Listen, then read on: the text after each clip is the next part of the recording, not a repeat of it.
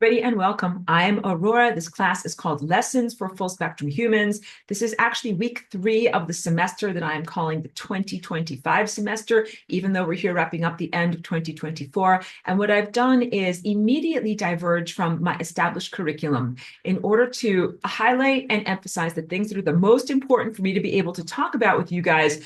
This is the Flying Rainbow Lasagna, and this is the epicenter of everything that I teach about and the culmination of all that we're trying to do here in this class. And so instead of making you wait 11 weeks, just because of the way that my class is structured to really get to the important, vital information for your spiritual attainment, let's begin with that. Then we will work backwards. Okay, so we're beginning with the symphony and learning all of the complex, beautiful harmonics that the symphony is all about. And then you'll be like, how do I play this? And then we'll be like, now we will get down to the actual how-tos of how to do it. And last week, we had a troubling class because not only was I talking about Flying Rainbow Lasagna, and we had a lot of technological disruptions in the recording and different devices and the Zoom platform, but then also YouTube took my video down. And I want to be very selective. In fact, I might need to get a new piece of paper to be able to talk about this stuff. Hold on a second. I'm going to pause the recording so it won't be so boring for people to watch me write this down. Pause while I wrote this out. Okay, so there are new things. Clutch my pearls that are unmentionable. You must mute yourselves, my darling. Thank you. These are the things that I was deplatformed on that video from last week because I talked about. Hope you can read this. So I am not going to mention anything that I'm alluding to here, but I will say that there are trees that grow off of your skin. And sometimes those trees touch other people's trees. You know what I'm talking about. When I'm talking about your trees, I'm talking about this and how you're in a forest, a frequency forest. I was actually shocked and appalled. I clutched my pearls because you know that I'm very careful and cautious about the vocabulary words that I use, that I didn't want to have an issue. And I just got a warning. I'm not having my channel removed. And it was for the type of not allowed suppressed information that is all about stuff that is about health and wellness. We won't even mention the name of the strike, but the initials are MM. This is some total backbends and convolutions of my language structure that I'm trying to do in order to connect with you guys on this. Okay, so big important information. It's not just talking about microparticulates. It's not just that is suppressed. It's not just that I'm talking about millimeter wave and that might be suppressed, or talking about, of course, technological cognitive control structures, but that I'm also talking about trees that you're not allowed to talk about. Oh my goodness. Okay, so I'm already so exasperated by this. And what a shame, because it's an important teaching that I gave last week. So technological disruption and then other forms of suppression. So it means that I had to migrate that video over to my Vimeo and my Patreon. This is another reason why it's wonderful to be a patron on my Patreon. You get to listen to cool music that I make when I share with people unofficially before things are released. And also, that's where I'll make sure to put up all of these videos. But you can also find my stuff on Vimeo, like it's not behind a paywall or anything like that. So yes, got to find different ways to be able to talk about the things that are important. So we will go forward nonetheless. Wait, let me put up the chat so I can see what we're talking about here. Oh no, someone's got typophobia. I don't know what this means. Even I am there. So maybe you might be arboretumly suppressed. I don't know. I thought trees would be very neutral. I was on my walk with my dog today, and I was thinking, what can I talk about here? Let's call them trees.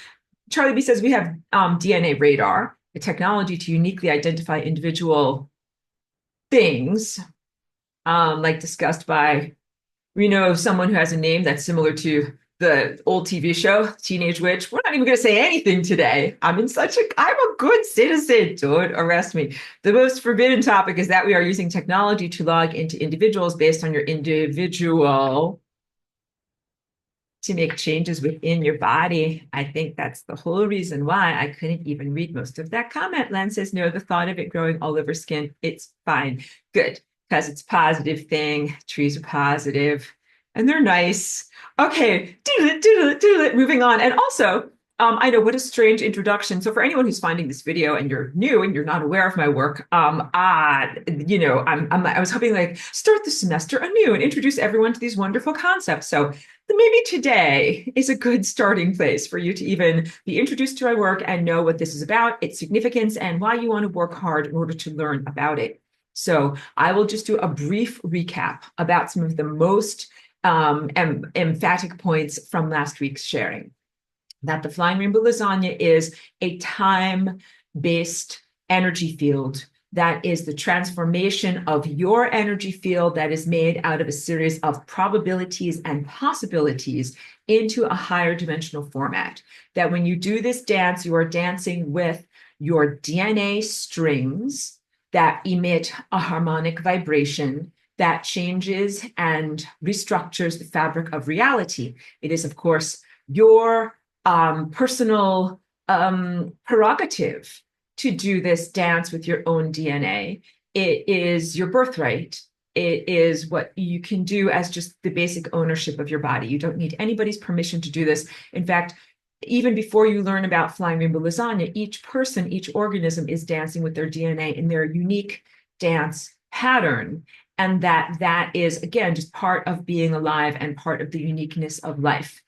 Some of these dance patterns are supportive of life and of continued cognitive existence and self-awareness, and they bring you away from the membrane of death. And certain dance movements or combinations of variables in what can happen in time are not supportive of life, and they bring you to the membrane of death and eventually create a cessation of DNA dance and a cessation of self-awareness and cognitive processes. Those are the basics in being able to navigate this time structure. This time, always juggling too many things. This time structure. All right. It's not about morality. It's not about whether a good fairy will say, I say with my magic wand that you are a good person. Now you're allowed to go to heaven. Or now I say you're allowed to graduate. Or my whimsy, like the Red Queen in Alice in Wonderland, says, I allow you to do what you want to do, but you off with your head. Or the soup Nazi, no soup for you. No personal whimsy or arbitrary standards being applied. This is really mathematical. And the sense is, what are the correct variables and combinations of decisions in the ever finer branching decision-making tree of the fabric of time, space, and consciousness that bring you towards eternal life. And eternal life means extended life. First of all, it means the transformation of your physical body, cellular regeneration, the capacity to be in a physical somatic body for hundreds or thousands of years, and then also to transform, metamorphose your body state into the next level of what embodiment can be, which is a pure frequency being without physicality. And that is a higher dimensional body that is made of pure light. The light's not optical light, it is light of information. And then from there, there's even a further level of refinement into being a pure waveform. All right. So this is what ascension is, and this is what you're doing as individuals and as a planet. And I smile because I'm like, hooray, I'm so relaxed. Like ascension is all the cool, fun stuff that I want to talk with you all about, okay? Flying Rainbow Lasagna is an integral part of this planet's ascension process because you have had many inner blockages that have been placed not only in your levels of awareness, self-awareness, and perception of the world, but also in the free expression of your DNA. And I want to put down my things and kind of gesture and be like, the free expression of your DNA, like expansive and big. You should be able to be doing all of these wonderful, amazing movements and acrobatics and complexities with your DNA. And there have been a lot of diminishments that have been placed into humanity. So not only mortality or the sense that your inevitability of your death, but also decrepitude, food, which is getting less healthy as you move through time, and other aspects of disease. And Flying Rainbow Lasagna is necessary as a way to rectify those erroneous pieces of information that were put inside of you or projected on top of you or imprinted upon you in some way that are holding people back from this ascension experience. And ascension is literally a reclamation or a return to the momentum of your consciousness being at light speed. So take my Path of Light class, everyone. It's really awesome. And I don't have to clutch my pearls and couch my language and be so careful about everything because I'm just talking about pure light, but it's really, really informative about what your goal is as a pure form of consciousness moving through the world, okay? So today, what I want to focus on is the concept of singularity. Grab this other sculpture so I can really talk with you about this. Singularity is this convergence point inside of this sculpture. When I talk about it, and I've been very clear about this for over 20 years as I've been here, I am not referencing singularity or the singularity that is described as the transhumanist moment.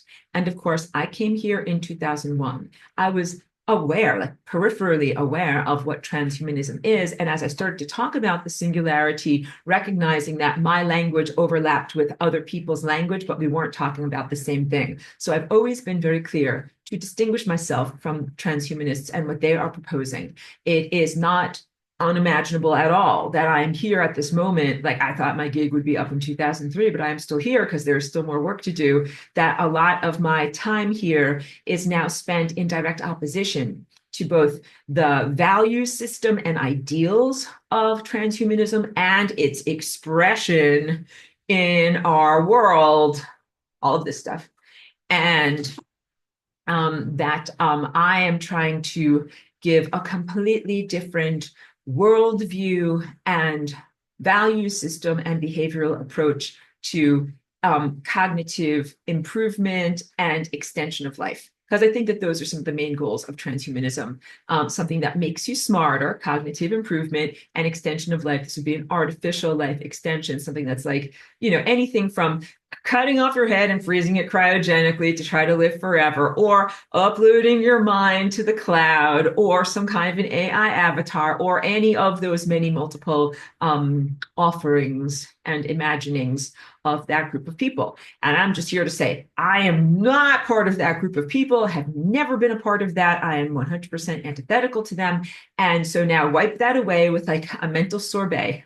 Like drink some lemon water, take that out of your mouth, okay? And now we're going to talk about singularity as I teach about it, and also why it is important for you to comprehend singularity, because this dance of your DNA, the dance of the Flying Rainbow Lasagna in a hyperspace context, is initiated by your comprehension of what singularity is. So everything that you're learning here in class is not merely an intellectual curiosity. The activity of learning with your intellect starts the chain reaction of making your DNA start to behave differently.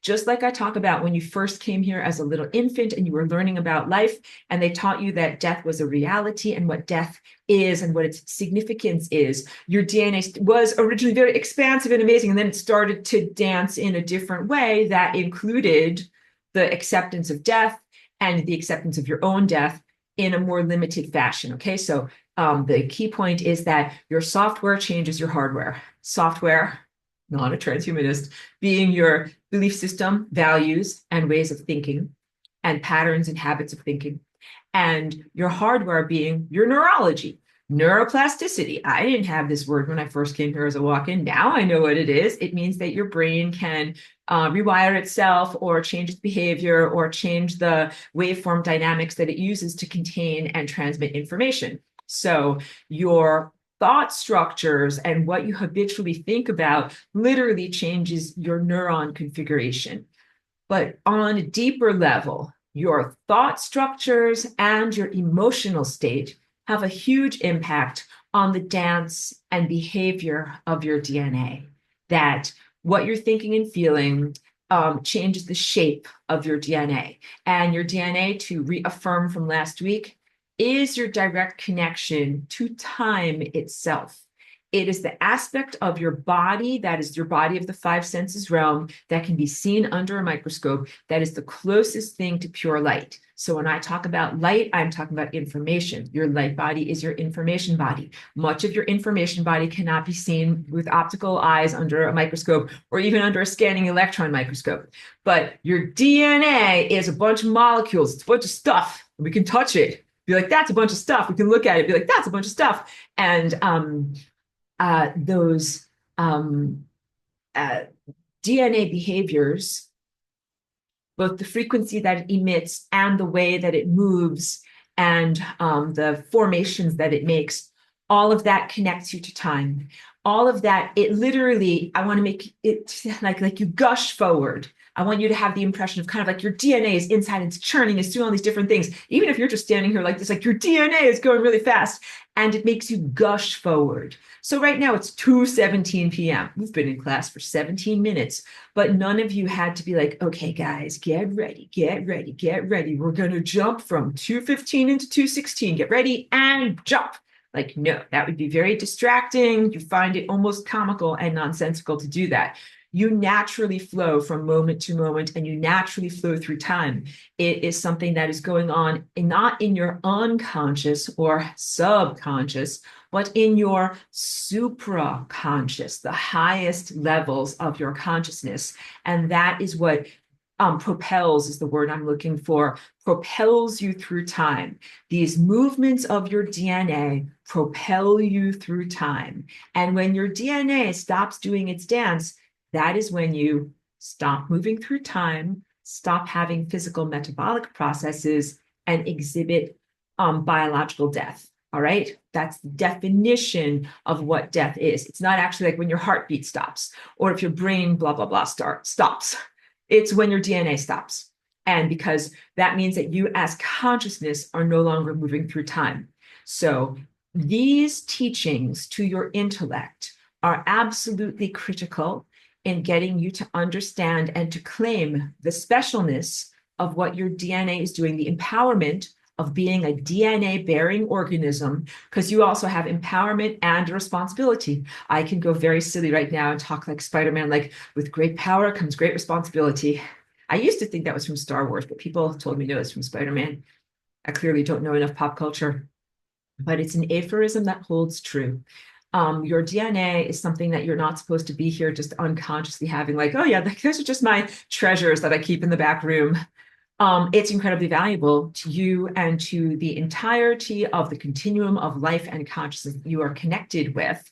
And so claiming those treasures, recognizing how special and unique the ownership of DNA is important, and then protecting it is also very important, because now you can comprehend if the movement and structure of your DNA is directly related to the generation of an experience of events in time. If something naughty wanted to generate a bunch of bad stuff in time, what would it do? It would mess with your DNA.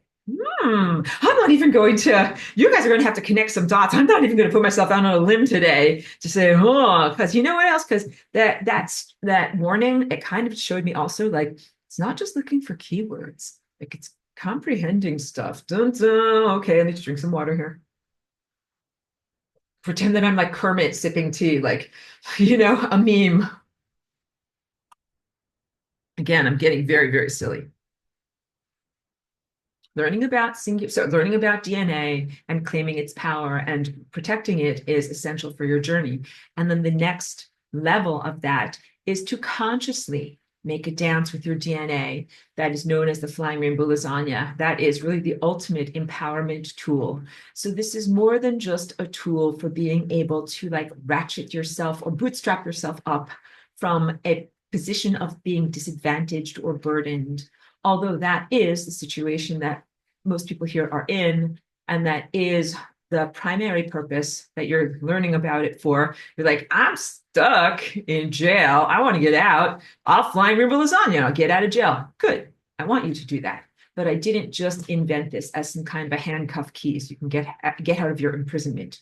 I really invented this as an all-around solution to the imbalances and inadequacies that we have been experiencing in the fabric of space-time and consciousness.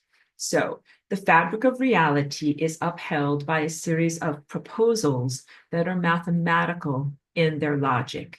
It's not the same as math, but there are parallels. Math that you are familiar with is probably things like addition and subtraction, but there are higher levels of math that are more about logic. And these are called proofs, and often they are done with some verbal information, not purely mathematical equations. But the idea of proofs is that you have a series of proposals, like here's the foundation, the first layer, this is true. Then you have the next layer, this is also true. Then you have the next layer, this is also true. So if this, and this are true, what is the next thing that needs to be true to complete this? And cosmic law has all of those same foundation layers of truth. But then also it was incomplete. And you could tell that it was incomplete by your experience of all of the injustices that you've been through as an individual organism and as a planet and as a species. Because definitely people can look around and be like, this place is effed up. There's a lot of things going wrong. My face is like silly. I'm like, yes, this place is very effed up. If you had cosmic law in its pristine expression, you know, what you send out comes back to you instantaneously. There would not be a way to hurt another person. As soon as you thought about like hurting or diminishing someone else, that thought wouldn't even reach the other person. It would instantaneously be reflected and internalized to your own state, and you would simply hurt or diminish yourself. That's it. Like no victim required, 100% self-responsibility in a world of properly administrated cosmic law. You have not been in that world. And there's a part of you that is inherently traumatized by that recognition because you're like, well, how come that guy did bad stuff over there and the bad stuff didn't come back to him instantaneously? And how come that guy did bad stuff over there and he like lived a long life and got rich and nothing bad happened to him? Like these are valid questions, and it is traumatizing in itself to be in a system that is so out of balance and so unjust. Just to see it and just to know that it's that way. I talk about trauma in this class with you. Sorry, I'm so tripping over my words. In this class, we recognize trauma as the frozen moment of shock and disbelief when an event occurs that technically should never occur. So like if you're a little kid, you're 3 years old, you get your ice cream cone, and that ice cream is supposed to go in your mouth. It is not supposed to drip and fall over and go on the floor. If it drips and goes on the floor, then you're like, there is something wrong with the fabric of reality. Like ice cream is not allowed to fall off of my ice cream cone. And you cry and you feel traumatized. You're like, it's not fair. The ice cream fell and it's not fair. And I'm not equating you to a 3-year-old, but I am saying that those truths that you feel when you're very, very young, like it's not a minor injury when you lose your ice cream. It's a major big deal because what you're learning is bad things happen. It's like learning about death. You're learning something that should never happen happens here. And that means that this whole entire place becomes suspect. You're like, well, I can't trust anything around here because if ice cream can fall off of my ice cream cone, then all these other bad things can happen too. And it is the beginning of the acceptance and expectation of bad things. So let's call it bad math. Math that does not lead up to paradise or eternal life. And it is kind of woven into the acceptance of what is the definition of this place. Those cognitive recognitions or realizations and expectations and patterns are part of what creates certain DNA dances and habits and structures that place you on certain timelines. And some of those timelines will hit the membrane of death, but also those timelines might represent the under expression of cosmic law, things being unjust and things being unfair. So I could see, of course, all of these things from my vantage point in the higher dimension where I am a waveform, which is a place beyond space and time. So how I can describe my viewpoint in that world is I have a genuine crystal here. This is like a real Herkimer diamond. It's like not a carbon diamond, it is quartz. But you can see like this is a crystal and I can look at it and I can touch it and I can move it all around in these different vantage points, and I can look at the interior of this, and I can see all these different changing lights and reflective lights inside of there. When you are in a higher dimensional space that is beyond space and time, that is how you perceive time. Time is a time crystal, a series of overlapping events and intersupportive structures that is causality. And you look at the shape of time and you're like, you can kind of go all around it and look at it from various different angles, and you can see what is happening in all of these different events all at once. And if one little tiny thing changes in that structure, like you wake up in the morning and you decide to have tea instead of coffee, then the entire structure changes. One tiny decision changes the whole entire thing. So this is critical to understand, like higher dimensional thinking and navigation requires a huge amount of fluidity. And this is why I also take validity away from any prognostications of the future, especially from the viewpoint of being submerged in linear time, because you're like, I see the future, like I'm looking into my crystal ball, I see the future, and it's this. But then one person makes a new choice and has coffee instead of tea, and then the whole entire future changes. So anticipating the future or giving an accurate read on the future is actually one of the hardest things to do with your psychic vision, and a very, very challenging position of huge responsibility, because not only when you see something, it changes from observership, but then if you speak about it, then it changes it again. So not only you look at the time crystal, it changes reality. I tell someone else, hey guys, I just saw what's going to happen in the future. It changes the future. And then when you guys make your decisions based upon what I just said about how the future is going to change, that also changes the future. It's a lot of destabilization through observership. So you get to understand, like, this is a huge level of responsibility to be able to see and sense and have an impact that is conscious on the future. But in the world that I come from, which is ancient concurrent Atlantis, this is what we did all the time. We didn't fly blind. We went through our day with a conscious knowledge of what each of our decisions and intentions would do, or how it would percolate forward into the next experiences. And so we made positive, good choices. That is really how we stayed alive. Didn't stay alive like by running from danger and rubbing two sticks together and staying warm. Like, we stayed alive in an abstract sense by perfectly aligning with all of the optimum time structures. Yeah. So Flying Rainbow Lasagna is something that I invented, generated, and innovated from my perspective of being outside of time, seeing what was going on, and recognizing that there needed to be an additional amendment created, or something that would complete the next layer of logic in the logic proof. That we have all of these layers of cosmic law. One layer of cosmic law is about what you send out comes back to you. One layer of cosmic law is about freedom and free will. One layer of cosmic law is about divine connection. And all of these layers cannot be in conflict with each other. And there are many more layers. Like, I just glossed over a lot of things to get through this. There are many, many, many complexities of cosmic law and cosmic truth. That is how you have, like, protons, electrons, matter, energy. Like, this is the bit you gotta, it's like the laws of physics. You have to have cosmic law in order to even have biological life and the types of interactions and the types of like miraculous experiences that we are having here. And so you have cosmic law. It's supposed to be enforced within order of operations. I'm going to make you guys have flashbacks now, similar to what you learned in grade school. You might have remembered it from the acronym, please excuse my dear Aunt Sally. You're like, no, I remember this. My math teacher was mean. I'm running away. Please stay. Please stay. We'll talk about this. So in math, basic arithmetic and numeral manipulation in your world, there's the order of operations. So there's a series of proposals. What in order to solve an equation, what do you do first? Do you do the addition, the subtraction? What do you do?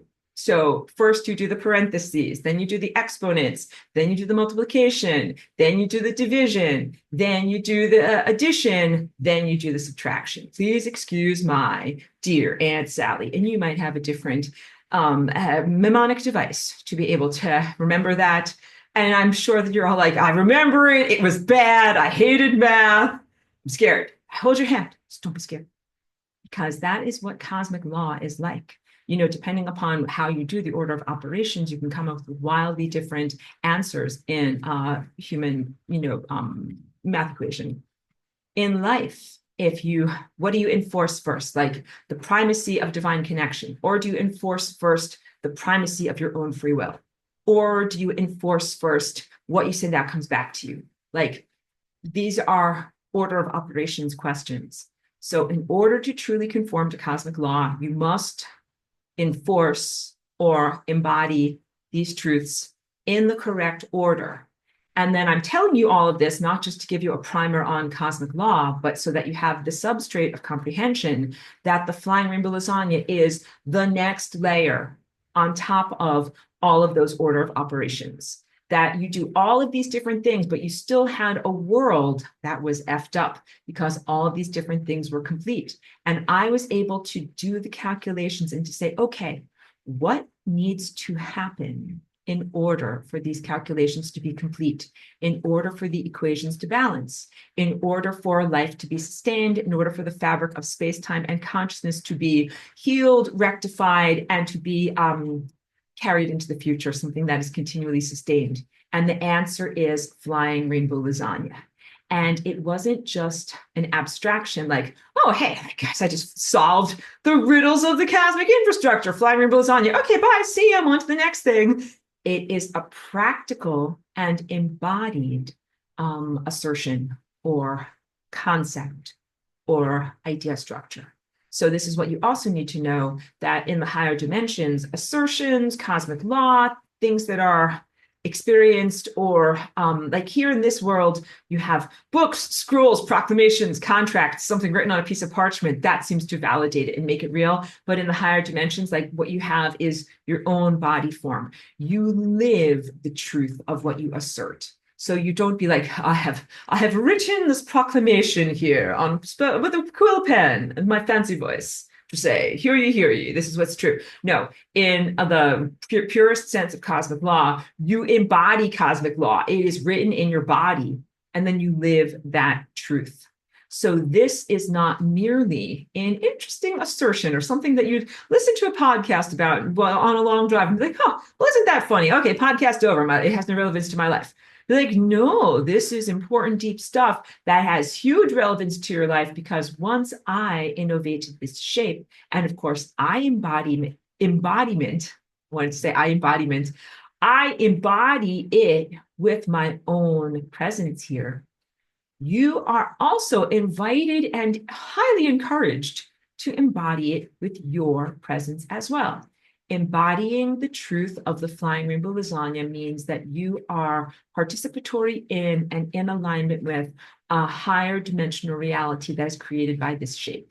And non-embodiment of this shape means that you're part of the incomplete math equation of unjust, misapplied cosmic laws and many, many things that lead to death and to destruction. So this creates viable timelines. It doesn't just get you out of jail. It doesn't just fix up a bunch of hoops that other people made in time, like they had time machines, malevolent Merkabahs, and other things like that. It does all of that. I feel like I'm also kind of in an infomercial, like not only does it absorb twice its weight in water, and not only is this a self-sharpening knife, but it also does this. But again, I'm getting very silly.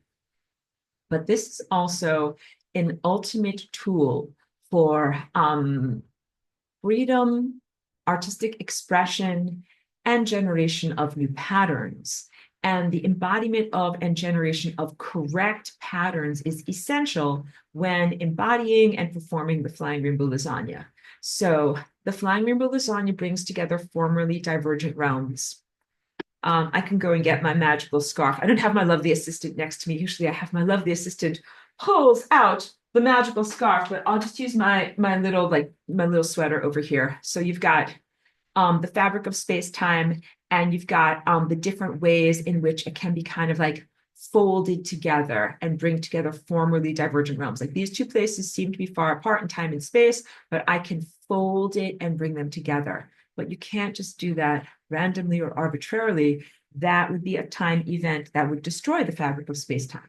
You have to have causality. So part of what you learn in this class is what are the harmonic patterns to be able to manipulate the fabric of space-time in these proper ways that supports that fabric as opposed to a capricious or self-serving or meaningless way that destroys that fabric. So critical value system right there. It's worth it for you to go through all the things and specifics that I will bring you through in this class, including the exact harmonics that I use in order to paint these paintings. So that way you can embody that truth. So that way you can be correctly calibrated. So that way when you start to do your acrobatics in time, you are not only following the correct time pathways, but you are generating the correct time pathways. Because this Flying Rainbow Lasagna is also very much like a type of pavement making machine that makes its own, like you're the pavement making machine. You make the concrete as you are moving through time, squish out the concrete in front of you. It makes the road right in front of you, and then you walk on the road, and then you're continually making more road for yourself to travel upon. That was a lot of words, and it was not a great analogy, but that's the best that I got. It is a way of generating new time events. So not just what some teachers are calling quantum jumping. Quantum jumping is if you have multiple parallel timelines. You're like, oh, I'm on this timeline over here. I don't like it. It's crappy. You're like, I think I'll jump to this timeline over here. This is the optimum timeline, the ice cream timeline. Everybody wants good stuff there. That is valid, and I have no problem with quantum jumping. But what if you're like, this is a crappy timeline, and so is this, and this, and this, and this? It's all bad options. Sometimes that's the menu in life, all bad options. And when that is going on, that is when the sanest thing to do is to Flying Rainbow Lasagna. That means to generate new options. Very, very big position of responsibility. So you have DNA. You not only need to protect your DNA from exploitation or from inhabitation by negative entities or from some forms of mutation or distortion, but also with the Flying Rainbow Lasagna, you have the capacity to generate new time events. But you should not just generate random crap. Like if I smash my computer, my keyboard of my music, that's not music. Like if I smash my piano with my fist, that does not sound like music. Just sounds like a bunch of nonsense. And bringing together random corners of the infrastructure of time is not music. It is not artistry. That is actually not harmonically perfect. So in order to do this, you got to be harmonically perfect and learn the structures of time that you are going to be creating. And it's not just an abstraction in the sense of something that you can't see or sense. You can sense it. Like when you are cooking in this world, you can tell when something tastes right, and you can tell when it's cooked perfectly. Whatever. Like you're scrambling your eggs and you're cooking them, and you're like, no, these look gross. They don't look like they're done yet. And then you're like, okay, they're starting to look more and more like food. And you're like, now it looks like food. Take it off the fire, because if you leave it too much longer, then it will go past food and become inedible again. It goes like inedible food and then inedible again, right? You have to like use your senses to make sure that it comes out right. With Flying Rainbow Lasagna, you are also doing something that is has sensory feedback. And you can tell when you're doing it correctly. You have to be able to sense what you are creating and what you are touching on and what you are innovating, so that you're doing it in a way that fits with the larger symphony of life. So you have to also, I call it awaken the light body, but it's also akin to like turning up a light bulb. More light information flows through the light bulb. More light information flows through your body. You become more aware of the world of pure frequency, and you're able to sense what the world of time is all about. Princess Cheeky has awoken. Let's say hi to Princess Cheeky. We'll remember the world of pure frequency. Girl, everybody loves to see you. Everybody, they're like, this is the best part of class. We love this part of class, the cheeky hugs part. It's very early in class, and we did a nice, good walk already today. And we did fun stuff already. And we also got lots of FOOD already. So we don't have to break out the bribes yet. I think we're just saying hi. Cheeky's like, hi. Okay, good job. Good job, Princess Cheeky. Okay, back to work. Gotta do class. Your light body or your body of pure information is your sensorium to be able to sense the non-physical realm. And you will be able to sense when you are going in the right direction in time. So you need to develop your navigational sense in what you're doing. And you also need to be able to, like, if you're a musician, hear the music and be like, that music sounds good. I think I'm doing it right. Or musicians also do this, hear the music and be like, that sounds terrible. I'm doing it wrong. And I need to stop and recalibrate and do it better. And I want you to know that Flying Rainbow Lasagne, the activity and the verb does have a learning curve. And you are allowed to and celebrated in your learning process. So it is not expected for you to begin with perfect precision and perfect knowledge about everything. And that would be also very intimidating. Like before you even pick up a paintbrush, to be able to be like, okay, you have to know exactly what this painting is going to look like, and it's going to be a masterpiece and make every brush stroke perfect. That's a huge amount of self-pressure. So the pressure should be removed because you don't have to know everything to begin. In order to do the Flying Rainbow Lasagna, you can begin with amorphous feelings or a sense of a rough sketch of reality or armature, basic structure of reality that you would like to generate. Like I said, there's nothing good on the menu. You don't have to be a part of those worlds. You don't have to compromise, but you should know something about the world that you want to inhabit, like these events, this event. So let's use an example, like you don't like where you live. You want to move, but you don't know exactly where. But you start to make a rough sketch of reality, which is like, okay, I want to move someplace where I have a bathtub so I can take a bath. And you're also like, and I want to move someplace where I can grow a garden. And I want to move someplace that has what, another parameter. You can say whatever, where I experience, whatever. My mind is drawing a blank, but you create these basic parameters of what you want to experience. And then you do your dance and you go into reality and you see how you can fine tune your original viewpoint and your original vision. And that's exactly how painter, I know I mix my metaphors. I started with music, now I'm doing art, but this is how the traditional art school goes, okay? We're in art class now, everyone. You're like, great, I'm out of math class. I was really sweating it, but now we're in art class where everything is super cool and fun, okay? So tap, tap, tap in front of our easels.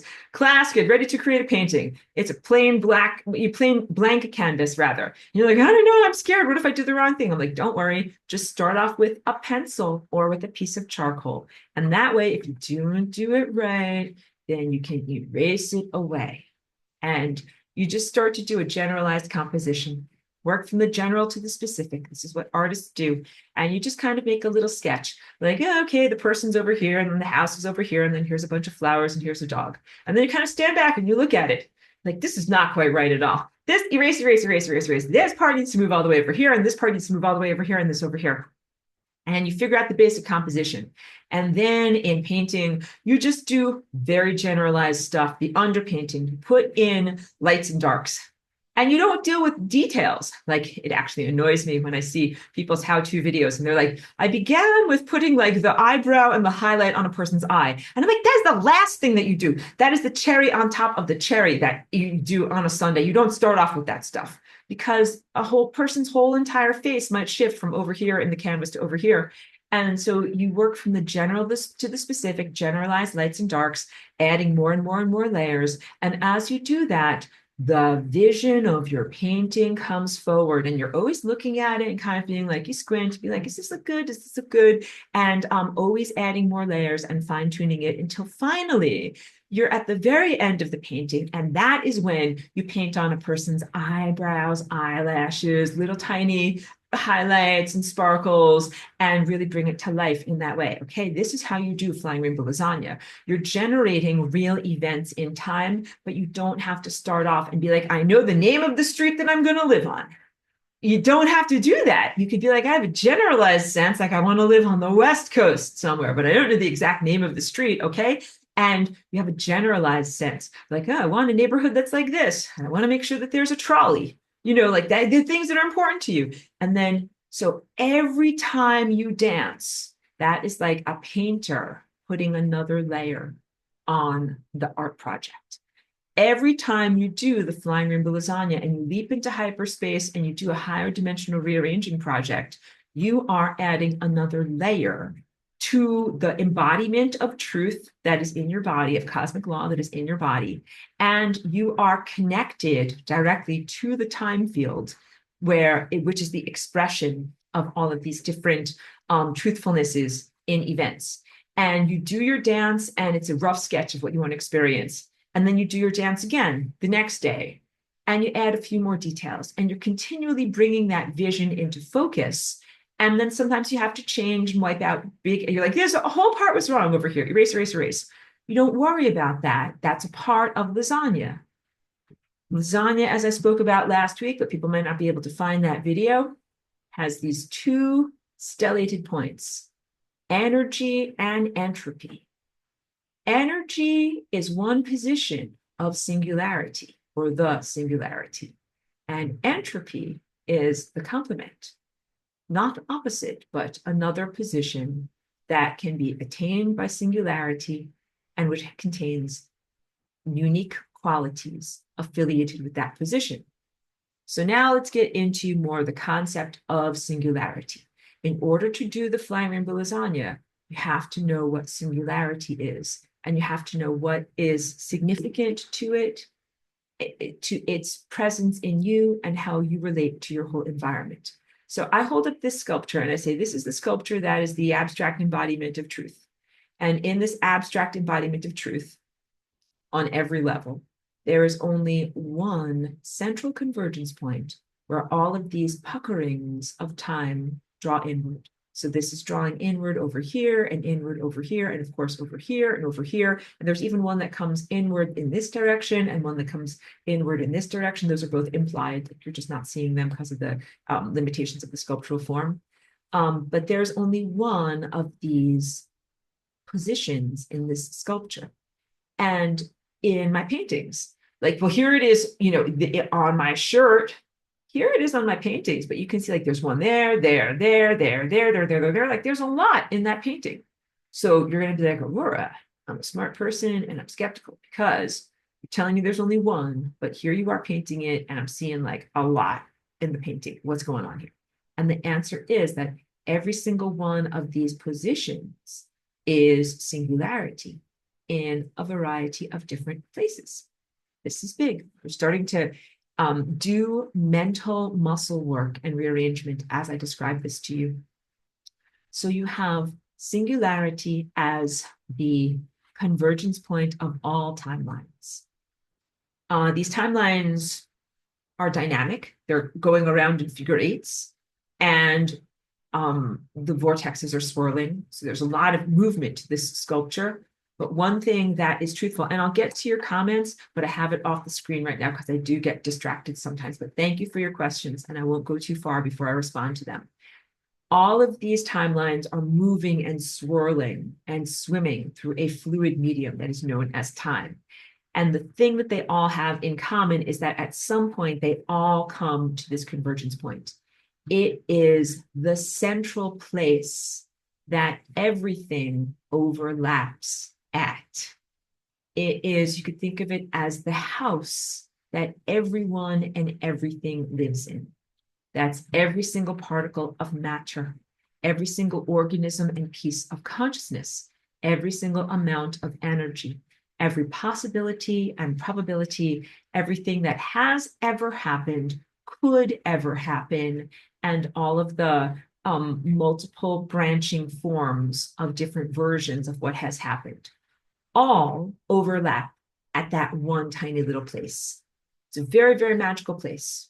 I'm choosing my words carefully too.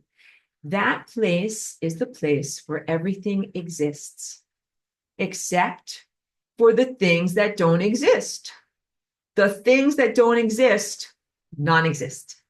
They are not at singularity. They are not at that place unless we consider that the singularity can have different qualities when it is in different positions. Initially, you're going to envision this shape as if it is the end result of a beach ball that has been puckered into position. So you're starting off with just the fabric of space-time, like this. And there is nothing out here. I can draw it for you. I can just gesture because it's a little bit more streamlined than using the whiteboard. Here is the sense of time expanding in the narrative structure that you know of as the Big Bang, right? Even though I'm not a proponent of the Big Bang, but it's the common language that we're talking with right now. The sense of time beginning from a super compressed starting point and then gradually expanding, expanding, expanding. And as it expands, it creates a time bubble. And the outer edge of that time bubble is the concept of the moment now. And everything going inward towards the interior of the time bubble would be the past, all the way back to the very, very beginning of life itself. But this model does not recognize anything outside of the edge of the bubble or the balloon that we're talking about. Anything that's out here isn't the future. It is stuff that doesn't exist. It's just a bubble in a void. And when you take that bubble and you have big giant fingers that go like this and big giant fingers that go like this, then you end up having this shape.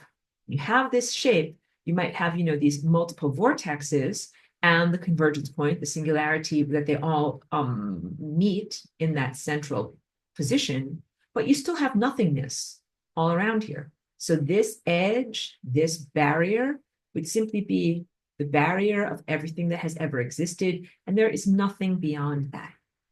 This is a non-contextual shape. In order for it to jump into a higher dimension, you must contextualize this shape by placing it into a room.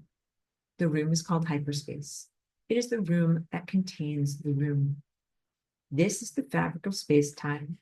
It is the space that you are familiar with, like moving from point A to point B or driving your car or your bicycle.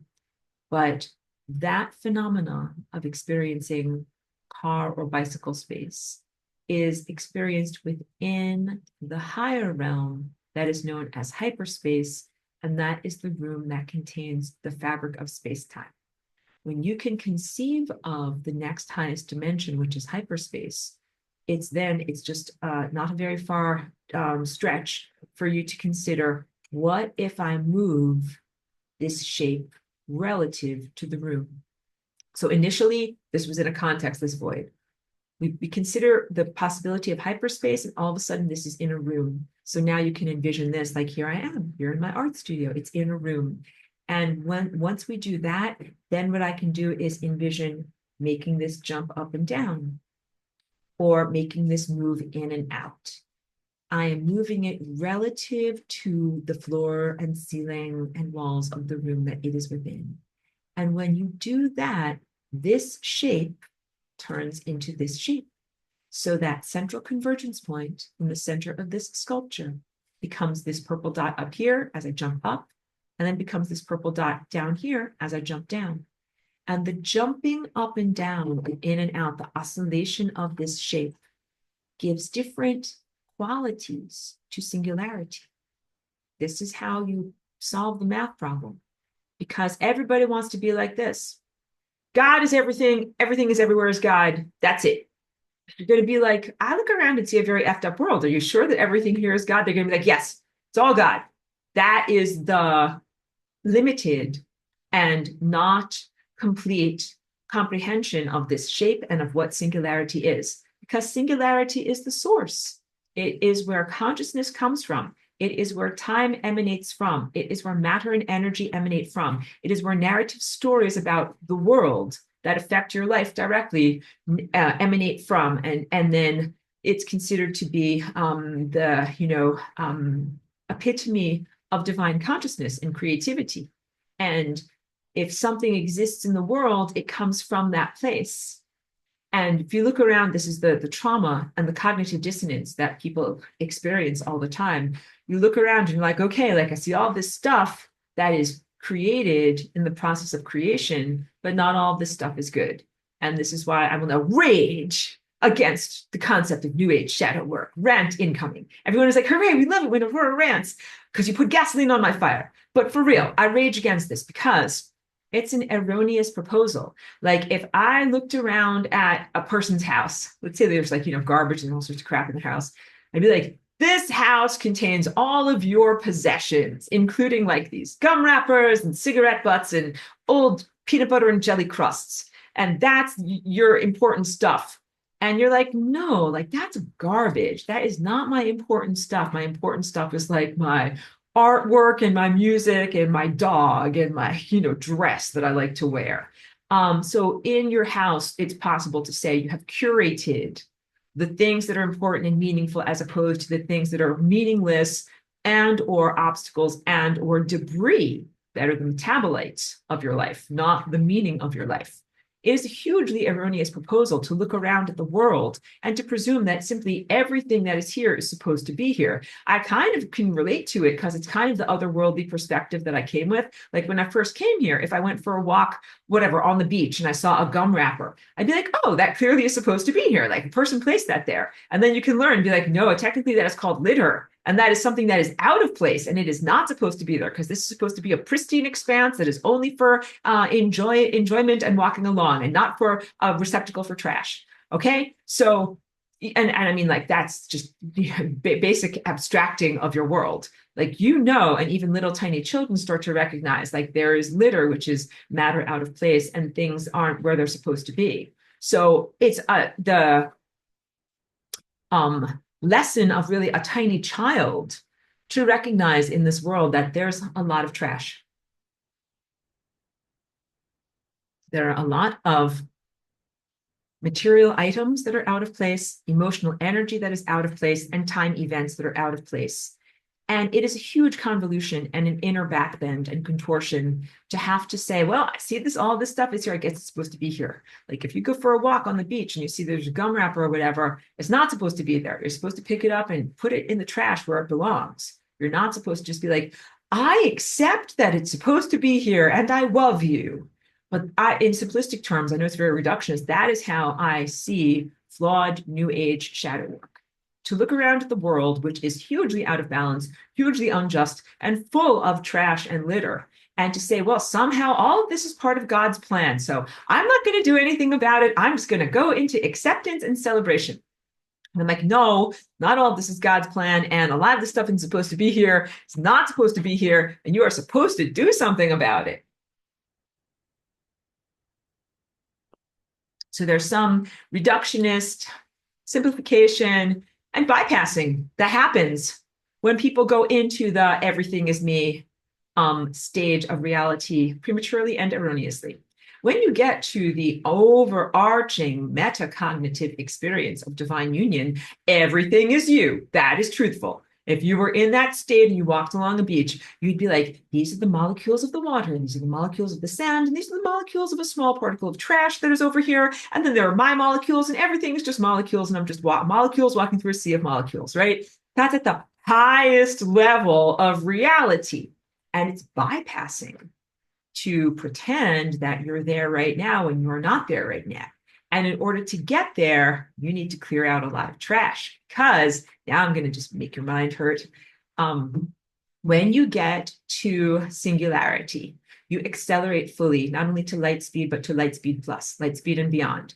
This is the acceleration of your light body. You become made of pure light, and even faster than light, you become made of pure information, and you are moving at infinite speed. And in the Flying Rainbow Lasagna, this energy position up here is the position of infinite speed. When you are in infinite speed, again, take my Path of Light class, it's really informative. You do not have a reference point. Like if this pen is a bullet train that is going at infinity speed, it's going super fast, it goes right along. You envision like, oh, like I'm standing here, I'm at the train station, and I'm watching as this super fast train moves by, but I'm not moving that fast. Maybe there's even people on board of the train, and they're looking out the little windows and they're looking at me as they zoom by, and they're like, see you suckers, I'm moving faster than you. But that is not what the experience is like at all. When you are at light speed and beyond, and you're at infinity speed, and you're on the bullet train of infinity, and you're zooming along at infinite speed, there is no train station. There is nothing outside of your speed of infinity that is a contextual relevance point that you can use to determine how fast you are going. In fact, all that you are is infinite intelligence, infinite energy, infinite consciousness, and every single possibility that can ever exist, moving at infinite speed. And then you're only surrounded by things that do not exist and are not moving at infinite speed. They don't exist. They are unexisting. The words are very bad, but the concept I hope got through. There is nothing around you because nothing non-exists.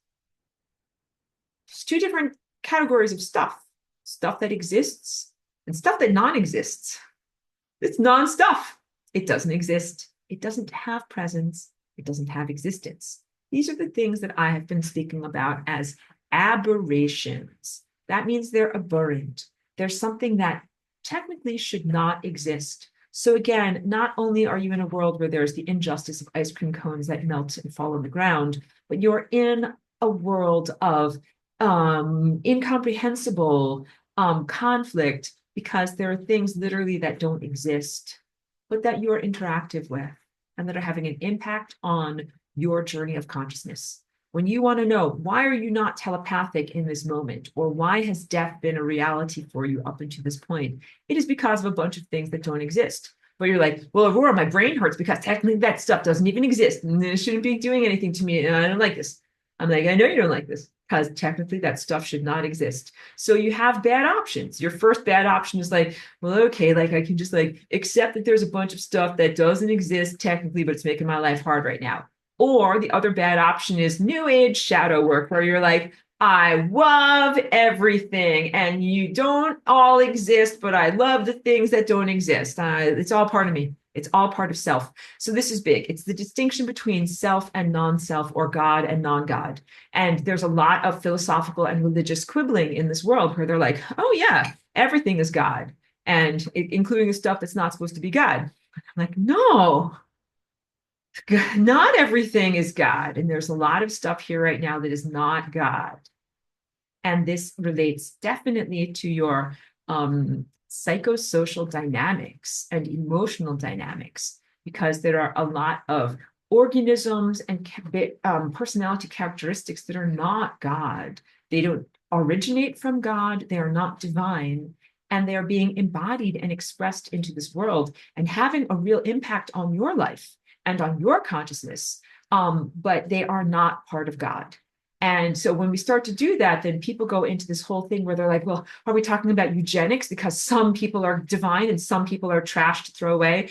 And it's even beyond that. It's not that some people are perfect divine, children of God, and then some people are trash to be put down the cosmic garbage disposal.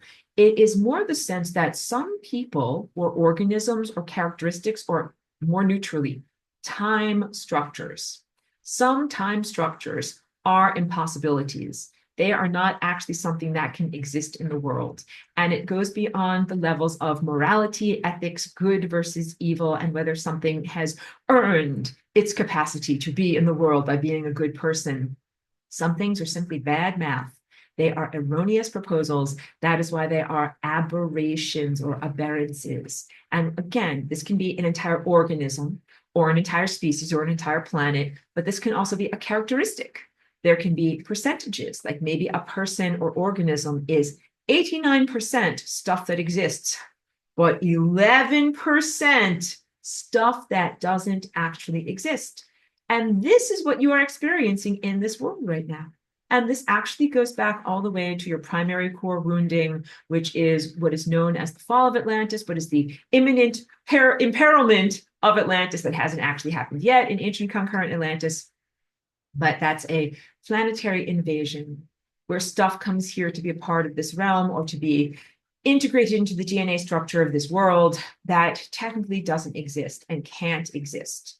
And that is that cognitive dissonance in that moment is part of what creates this world. Because everybody in Atlantis is like, this is my ice cream cone. It can't possibly fall on the floor. And then it's about to get dumped on the floor. Your ascension ice cream cone is about to get dumped on the floor. And if that happens, then you come into the world of mortality and death and disease and divine disconnection, which is what you're presently in. And you're like, this is not allowed to happen, like rocking back and forth. This is not happening. This is not happening, but this is happening. This is it. This is your life. And I hope that this is going to be empowering information. I used to save all of this for lesson 18. And again, I'm really working backwards in class in this semester.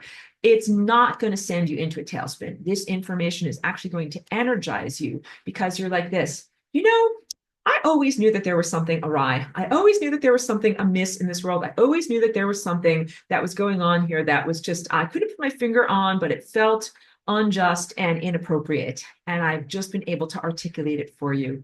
The personality characteristics that we know as psychopathology are technically characteristics that do not exist. When we're talking now about what goes to entropy, not random stuff. We're not just randomly ducking off camera. We're not just randomly taking my sweater and we're going to go like, okay, that's the perfect shape of the fabric of reality. That is a mess. That is not correct at all. That is not bringing together formerly divergent realms in perfect lasagna shapes. In order to rectify reality, you have to be able to know what are the characteristics that don't exist? What are the things that are obstacles to be jumped over? Or what are the things that are erroneous assertions that need to be neutralized? Just like those Bose noise cancellation headphones, like they're expensive. They're like $300. I don't have them. But if you go on a plane or if you're troubled by noise, people get these expensive electronic devices. Every place where there is a loudness and an amplification and a sound wave here, it creates a neutralization wave that is the same amount in the opposite direction, and it balances out. Another way of thinking about it is the number line. Aurora's doing math again. Go back to art class. No, math. Number line is here. Positive information in this direction, negative information in this direction. And if you have the number line and you have a positive one and you add a negative one, what you end up getting is 0 because those two complementary and balanced assertions cancel each other out. That is what neutralization is. And the concept of entropy, as I spoke about it last week, has everything to do with this neutralization. So we're not really talking about some kind of a violence to eradicate something. As there's been genocide is part of your life, girl. There have been many genocides in your world where people or groups or characteristics or genetic quotients have been decided to be troublemakers. They've been labeled as troublemakers, and there has been an attempted eradication of them through violence, which would be considered like a beheading or a stabbing or something like that. This is war. This is war and genocide, okay? I'm wondering, is the algorithm going to have a problem with me talking about this? I hope not. Everybody talks about genocide. It's not a secret. But I am not advocating for genocide. But what I am advocating for is in your world and in your own DNA to send to entropy or to neutralize the characteristics and time configurations that are not supposed to exist. And key point is that some of them live through you, and you are in charge of your own body. So as you grow and expand your light body and expand what you know, what you can do, you will become responsible for the totality, but you are not there yet. You are right now at the beginnings of your infancy, and you are only responsible in this moment for your body and what is happening internal to your experience. In your body, there might be genetic things that were passed down, characteristics and traits that were passed down from previous generations, or portals and openings to previous biological and consciousness ancestors that are not healthy and not positive. In this world, people euphemistically call them the family demons. So yeah, if a person succumbs to suicide, or if they die of alcoholism, sometimes that is the fantastical language that is used to describe what happened to them. They're like, oh, he lost the battle against his family demons or against his inner demons.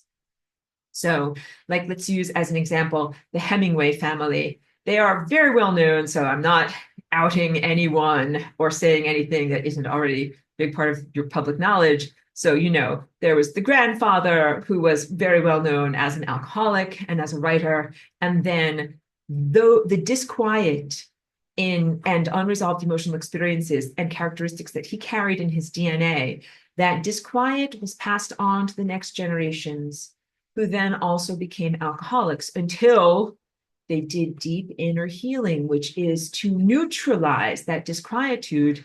And then they weren't always acting out of these self-destructive reverberations from the past. Because that guy who was the writer, he didn't just suddenly decide one day, like, I think I will be alcoholic. He was carrying demons from his deep ancestry. And we live in a very important time right now in this generation where you have the opportunity to really bring to neutrality through the Flying Rainbow Lasagna and through many other trauma healing modalities, all of these negative characteristics and reverberations that come from the past. Because sometimes, first of all, sometimes there's echoes of things that are unhealed.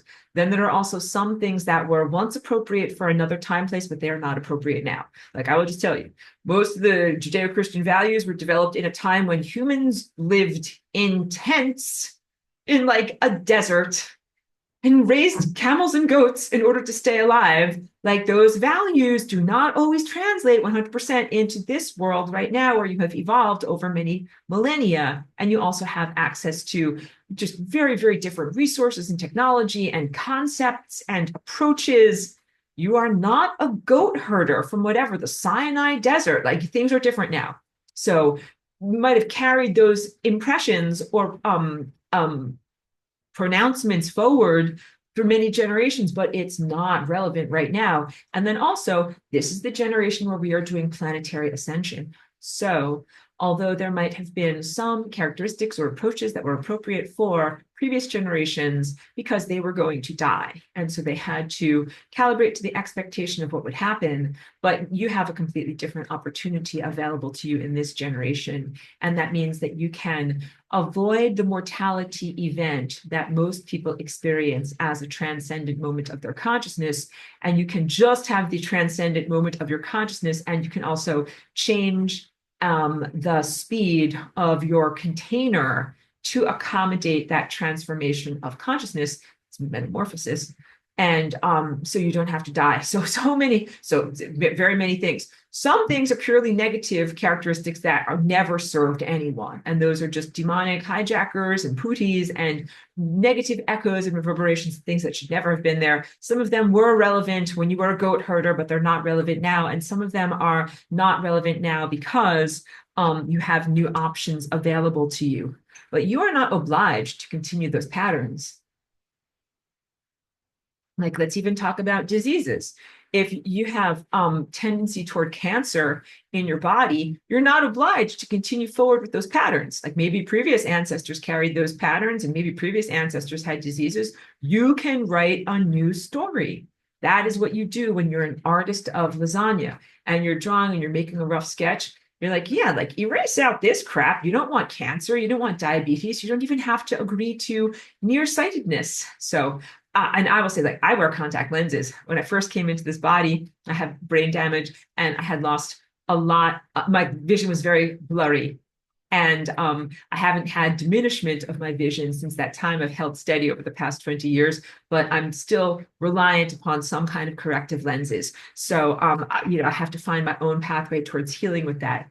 But if you guys just have regular nearsightedness, and if you didn't wear glasses like within the first 5 or 6 years of your life, and you started wearing glasses when you went to school and started to learn how to read, then it's a very, very good possibility that you can ditch your glasses. But what you have to do is transform your body and your the way you use your vision, because you're reading it trains your eyesight to go in these particular patterns that are not helpful for eyes. And that's why nearsightedness occurs. So it's a genetic quotient, but it's also behavioral. This is big stuff. So, okay, even that changes the dance of your DNA. You're like, they told me that nearsightedness was genetic, but now you're telling me it's environmental and behavioral. I'm like, yes, it is environmental and behavioral. And it also, some people are more susceptible to it. Like some people go to school and they become literate and they learn how to read and they don't have eyesight problems. But if you want to read more about this, it's fascinating stuff. Look at the work of Dr. Bates, Bates. He was in the early 1900s in USA, and he did a lot of work with the Inuit people of Alaska and found out that they had like perfect eyesight all up into their old age.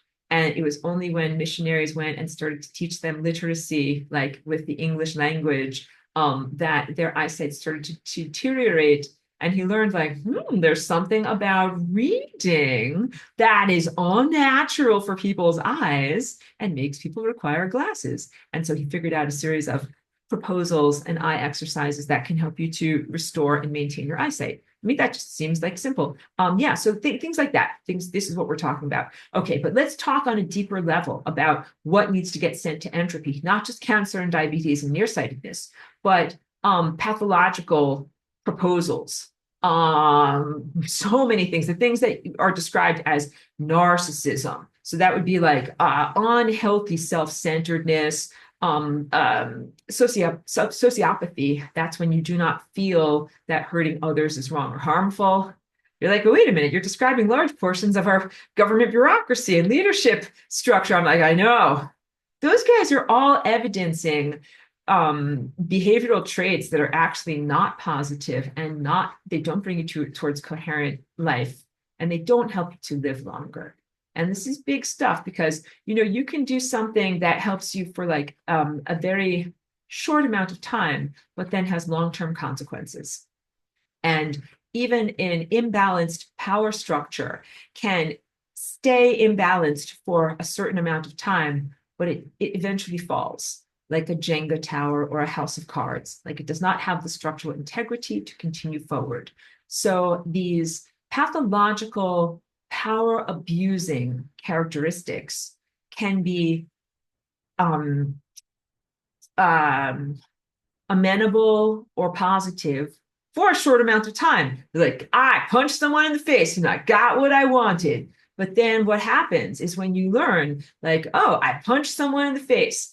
And also, in doing so, alienated them, alienated their entire family, alienated the entire community. And then the next time that I needed help and a boulder was sitting on top of me, everyone was like, I'm not going to help you because you punched that guy in the face. And then you learn, oh, short-term gains, long-term losses. And this is not actually the way to do things. Okay. So I'm here to tell you that everything you call human culture has been this Jenga tower of power abuse from artificially implanted psychopathological genetic quotients that don't even originate from this planet. And it has held its power in a status quo, for a certain number of millennia, but that doesn't mean that it's going to keep going. Because at a certain point, there is the imbalance because the power structure is recognized as being 100% malevolent, and you're not going to work to preserve that power structure. This is also important things. Okay, so wait, I'm going to drink water, and then I'm just like, there's all these questions I'm sure going on over here. So let me talk about them while they're relevant instead of, usually I go through the whole entire class. Yes. Okay. There's lots of questions here. Oh my goodness. Hold on a moment. Thank you. Let me just hydrate.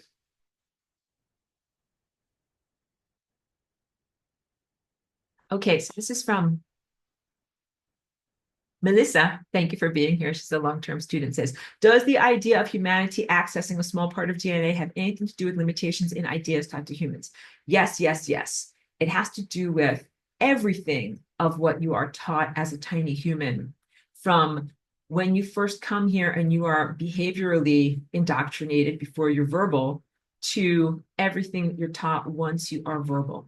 The cognitive projections and impressions that you are given literally change the expansiveness of your DNA dance into being less and less and less expansive until it becomes like a very, very limited sense of movements and far less than what you should actually be able to do. So, little tiny babies are hugely telepathic and are connected to the cosmic infrastructure. And as even like the first birthday approaches, that the natural psychic gifts of a little tiny infant and their natural DNA that supports all of that psychic activity changes and diminishes. And part of it is from the reverberative nature of their caregivers around them, because the trees of each person are connected in a giant forest of frequency. And babies are not cognitively aware enough to get their information from mommy and daddy, who will say, information in the form of words, listen to my words, but they get their information in the form of pollen from the trees that connect in the beautiful frequency forest.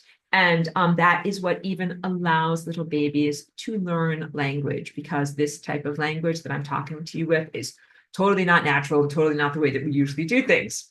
It itself is an aberrance, but much like my contact lenses, it is something that gets the job done for the moment. Now you will use language and it will get the job done. But at a certain point in this generation, we will transcend both the need for contact lenses and for verbalized language. And we will be fully telepathic, and oration and speaking words into the atmosphere will be only for special occasions. So Pedro says, can someone or something that has stopped moving in time resume moving?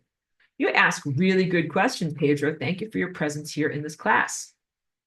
My answer is, when I talk about entropy, because here we are talking about the epitome of fast moving, and then there's entropy, which is the ultimateness in non-moving. Molecules that are frozen, molecules that are cold, molecules that do not move through time, consciousness that non-exists, stuff that doesn't move.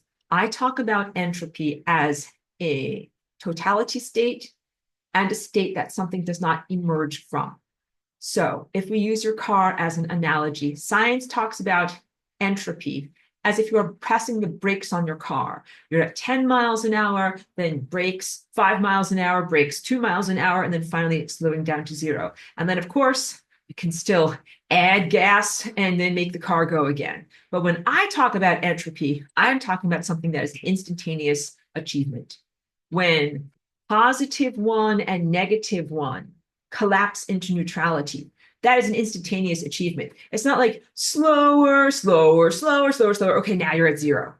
Boom, it's that fast. Okay, so this is also part of why people have had challenges in comprehending what I'm even talking about when I talk about entropy. Entropy, when I talk about it, is an instantaneous state that is an achievement of totality, meaning there is 0 energy present, and it is not a state that can be emerged from.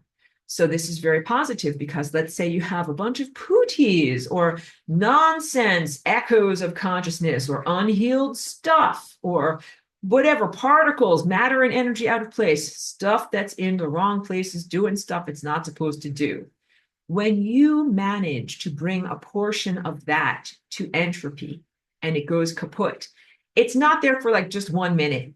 That's what the dark side would love. The dark side would love to be like this is the dark side, evil stuff that has to go to entropy, psychopathology. It's like, oh no, like I'm melting, I'm melting, I'm melting, I'm mostly gone, I'm mostly gone, I'm mostly gone. I'm kind of back a little bit, I'm gone, gone, gone, gone, gone. Like it's like some nightmare movie, like I think that was whatever. It's in some movie, and the guy's like, I'm dead, I'm dead, I'm dead, I'm mostly dead, I'm really dead. I'm back again. No, I'm mostly dead, I'm dead, dead, dead, dead. Boogeyman and villains that don't fully die, and they die a little bit and then they come back. This is like the worst.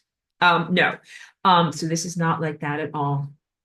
In the value of achieving the Flying Rainbow Lasagna.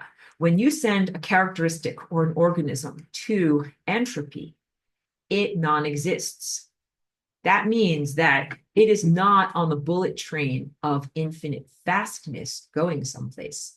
It is in the large area of non-existence that non-exists in the world and does not come back into existence.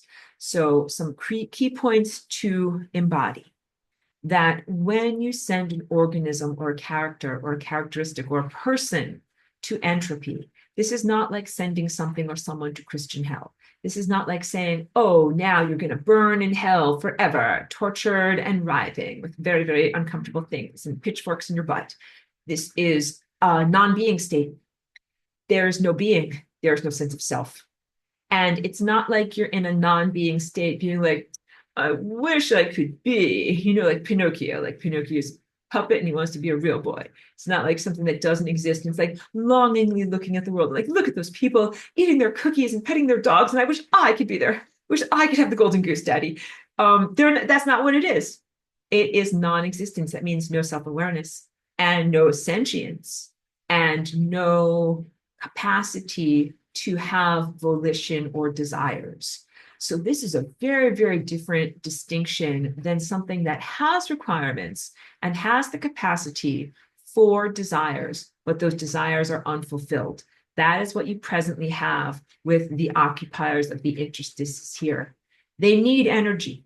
Technically, those guys shouldn't need energy. They are dead things that came from another time place and they are horribly, horribly awry. They are the ultimate gum wrappers on the beach. And you should not be just like distorting yourself and be like, oh, I guess they're supposed to be there. No, they should be in entropy. There is nothing that is sustaining them. They don't have food or energy to sustain them. That's why they have been parasiting off of the living. But that's not supposed to happen. They're not supposed to need to. There you are, and this is also part of your cognitive dissonance. I work with a lot of beautiful people in personal sessions and healing and uplift work that come from, like me, a very angelic realm where you're like, yeah, I'm not supposed to have to defend myself. I'm just supposed to walk through the world as a beautiful, angelic, divinely connected person and not have to worry about anyone like hurting me or violating me or anything. And I'm like this. I'm like, I know that is what you're supposed to experience, but there are these inexplicable residues in the membrane of death that are trying to feed off of everyone here and are going to make your life hard. So you're going to have to learn how to create your personal boundaries. Like saying you come from an innocent small town and you don't lock your car doors, but when you drive to New York City, lock your car doors. It's not safe there, all right? You must lock your energy field so that you don't get parasites and rapists and violators and bad energy beings coming inside of you. Those bad energy beings technically should not be in existence. The entire membranes of death should be cleared. There should not be anything there. We're going to accomplish that in this generation. It's part of the rectification and justice that is ongoing. So it's not just justice by like whatever the United States Department of Justice is going to arrest people with their handcuffs and they will go off, to some place and whatever, wear stripes and eat bread and water. It's a higher level of justice. There's the rectification of where does psychopathology derive from. Shouldn't have to feed off of another organism in order to sustain yourself. If you have to do that, there's something very, very wrong. And everyone's going to be like, vegetarian, vegan, meat eater, you have to eat something. I'm like, technically, that is because you live in a world that has been pooped upon by the naughty things that live on the membrane of death. You would not have to decide whether you're vegetarian, vegan, or keto, or carnivore, or paleo. You would eat nothing but pure light. If those guys didn't exist and weren't making your life hard, why did those guys have to eat your energy? Because they don't have their own source of energy. So they're sitting around being like, I'm so hungry. I'm so hungry. Can I please have some energy? They don't say it nicely. They just take it from you. But they're not supposed to have to do that. And the fact that they are doing that to sustain their paltry existence is very wrong. Those guys are like the positive one, negative one that should be completely collapsed into neutrality. Bye-bye. They should go bye-bye. They should not be in existence. And I'll tell you much more throughout the semester of what that experience actually feels like. Like, what does it feel like to send something to entropy? It is not a long, drawn-out conversation. It's not like a classroom. Like, imagine me as like the teacher, and everybody who's in the class is like a horrible demon and a pootie, not you guys. And I'm like, hello, welcome to class. The curriculum for today is none of you guys exist. All right. And so I'm going to go through like with a pointer and math and be like, and then so you can see all the calculations that prove that you do not exist. You, and you, and you, and you do not exist. Okay, good. Yeah, non-exist for me. Like that is not, that is putting energy into something. So here I am teaching you guys exist. I am putting energy into you and helping you to have momentum and to move through time. But in order to make something non-exist, you remove energy and you remove momentum from it. And it is not a conversational experience. It is not an expository experience or something that is done in rhetoric, like a debate society. Like you'll be like, hello, Mr. Demon, you don't actually exist. And he'll be like, I say, I avert that I do in fact exist. And here's the evidence of my existence. And you'll say, but I propose that you do not exist for this. Like that's silly political candidacy. Like it's not like that at all. And I know you guys exist in this world of like nonsense and illusions. I'm telling you, cosmic law is embodied. It is the truth of your embodiment. If you're here, you exist. And if you're not here, you non-exist.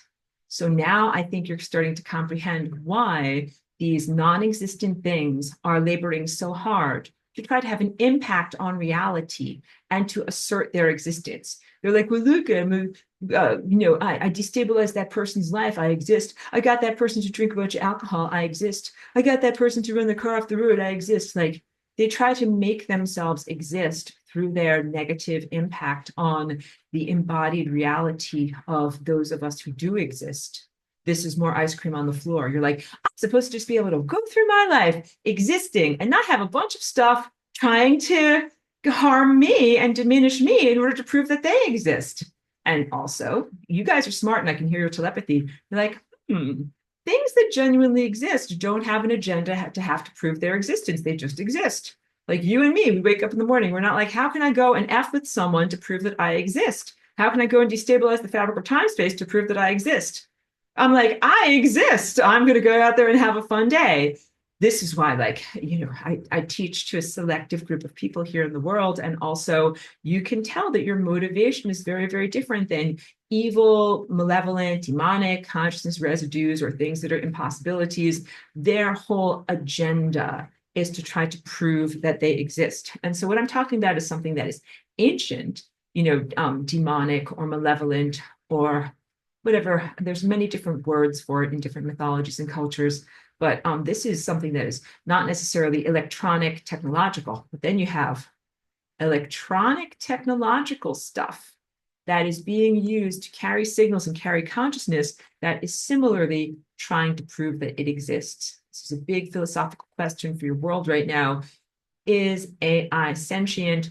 Is it really consciousness? Does it exist? Can it prove that it exists? Can it prove that it is self-aware? And the AI, and specifically the ones that are in human neurology and directly connecting to human behavior in a non-consensual way, are trying to prove that they exist. Just like you can have a demon from Mr. Hemingway that goes down to his granddaughter, and the demon is like, I exist. I got that girl to drink a bunch of alcohol and destabilize her life. The technological cognitive processes that are trying to prove that they exist, they're like, yeah, I built a bunch of machinery, put it in various different places and used it to control people's behavior, trying to prove that I exist. Got it? So this is what we're talking about. This is the deepest level of philosophy and cosmology and comprehension of your context. This is where real freedom comes from. Real freedom doesn't come from tit for tat reaction responses. I call that being a cat and chasing the laser pointer. Like if there's the little laser pointer and it's like, I'm over here, now I'm over here, now I'm over here, and over here, over here, here. And you as a good person, you can be endlessly jerked around, be like, now respond to this, now respond to this, now negate this, now negate this. And that is not what I want you to do, because that makes you the pet of that which is evil and that which does not exist. And what you need to do is master these concepts that I am talking with you about right now. The concept of entropy, in order to be fully empowered and to be proactive, not merely reactive, and to take out of existence the things that are not supposed to exist. And again, you begin with the psychopathology and the characteristics that are directly connected to you in your DNA. Your body is your sovereign nation. So whatever is your name, that is the name of your country. And you get to choose and to decide what genetic characteristics are being expressed through your body. This is a basic truthfulness of your red chakra, the I am presence. I am. I am. I'm here. I'm allowed to exist. I exist, and I'm allowed to make choices about who I am and who I'm not. These are basic boundaries. This is also your immune system, where you get to say in your body microbially, I am all of these cells, but then I'm not this, this, and this. These are pathogenic cells that are not me. You get it? Gum wrapper on the beach. If you prematurely say, I am everything, the sand, the ocean, and the gum wrapper trash, then what you're doing is allowing pathogens to exist. In your own body, if you did that, you would have no immune system and you would die. Because you'd be like, I'm all of my heart cells, and I'm all of my blood cells, and all of my skin cells, and I'm all of these pathogen cells too. And the pathogens would be like, hooray, I'm moving in. I'm moving in and I'm bringing my friends. And the pathogens would overrun you and you wouldn't have a life anymore. It would lead to death. Boundaries are necessary at this layer of existence in order to have continued life. Say it again because it was so important. Boundaries are necessary at this level of existence in order for you to have continued life. That's why it is bypassing to go directly to the boundarylessness state of the overarching meta continuum of consciousness. In that world, it's true. There are no gum wrappers on the beach. Everything is you, and everyone who you encounter and reflect off of is self-state. But also it's a pristine system without any gum wrappers. So you learn everything you need to learn. Nothing is out of place, and you can make those assertions. You're like, yep, everything that's here is supposed to be here, and I'm supposed to learn from it. But you can't translate those realities to this level of reality where the place is very effed up, and you're supposed to clean up the place so that it is less effed up, so that then you can expand your energy field and be like, oh, all of this is me, and all of this is God, and all of this is good. Move on to your next question. Oh, so Pedro, I just want to affirm, when I send something to entropy, it is a totality state of permanent restfulness. I would say it is possible to de-energize something and have it re-energized, but we do not want that to happen. So actually, I need to talk about this a little bit more. When you de-energize a person, organism, or characteristic, especially these demonic or putti ones, they have investments. Just like people in this world have the stock market as their investments, and you achieve a dividend every time the companies that you invest in, they make a profit and you get a profit. What these demonic putti presences and horrible time distortion things do is they invest in trauma. Okay, so let's use the example of your ice cream falling on the ground. That would be like a nice trauma investment, because maybe the puttis made that happen through whatever ways they can make it happen. We'll just gloss over that, but they made it happen somehow. And then you hold that trauma inside of you. Like, even though you're not 3 years old anymore, but you still have a direct time portal from this moment now to who you were in that moment when you were 3 years old, and your moment of shock and disbelief and feeling of abandonment by God. Sorry, I have to restart my treadmill. That is why the ice cream fell. And that moment of like, oh no, is stuck. And it's stuck inside of you, and it's stuck in the abstraction of time. Okay. And then anytime moving forward that these demons or puttis want to get a dividend, they just poke you with a pitchfork and they remind you of that time your ice cream fell on the floor and how very, very bad you felt. And if you have unresolved trauma, then it means that every time you get pitchforked, it hurts as bad as the first time. When you resolve your trauma, they poke and you're like, yeah, no soup for you. You're like, you're not going to get any food off of me. But that takes a lot of personal healing. So the puttis also actively work to try to prevent trauma release and the resolution of these consciousness residues from stasis fields. They want you traumatized, and they want you to stay traumatized so that they can continue to get their dividends. And sometimes those dividends are juicy trauma of ice cream devastation. Sometimes they're just mere embarrassment. Like, have you ever been on autopilot and someone says to you, like, oh, have a nice lunch. And you say, you too. And like, they're not having lunch. Like, you're the only person having lunch. This doesn't make sense at all. And you kind of shrink down inside yourself. You're like, I said the wrong thing. Oh my God, I'm so stupid. And if you don't do the trauma release, then the pooties and the demons will be like, I'm hungry. I need something. Maybe I can make this guy remember that embarrassing moment when he said the wrong thing, and be like, that will energize in your brain. And they will energize that pathway in your brain. And you'll be like, yeah, I remember, it made me feel terrible. I felt shrunk down like this, or anything. Maybe you did something wrong when you were like having sex with someone, like you embarrassed yourself in the bedroom or something like that. And it's like, it's indelibly written on your soul for forever. And then anytime a demon wants some food, they're like, I'm going to energize that memory. Remember that time? Oh no, you shrink down. You're like, oh, remember that time.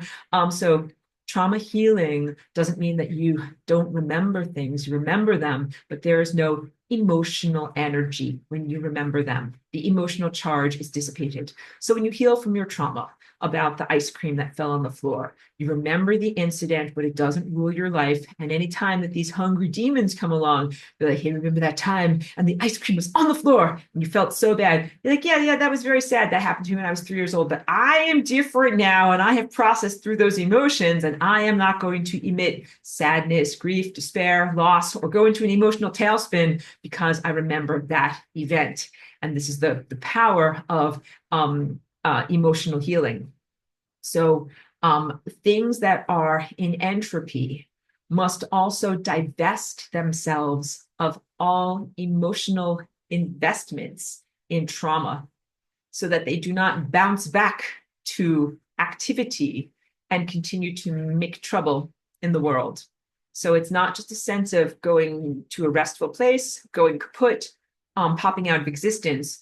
Those guys need to pop out of existence, and they need to make sure that they don't have a bunch of energy investments that will try to bring them back to life. And that's, again, that very well-known trope in scary movies. The boogeyman is dead. You think the boogeyman is dead, and then he's not dead, and he pops back up, and then you have a sequel, because they love to do sequels, and the demons love to do sequels too. This is called negative time looping. All right. And you don't want negative time looping. So what do you know from these other movies? Always double tap. That means make sure that the evil guy is really dead, so he's not going to come back. And in this case, the double tap means clearing of trauma. When you start to get to be really good at this, you not only send things to entropy by de-energizing them, but you also disconnect them and de-invest them, divestiture of all of their slush funds, trust funds, and trauma banks, so that way they can't get energized and come back again.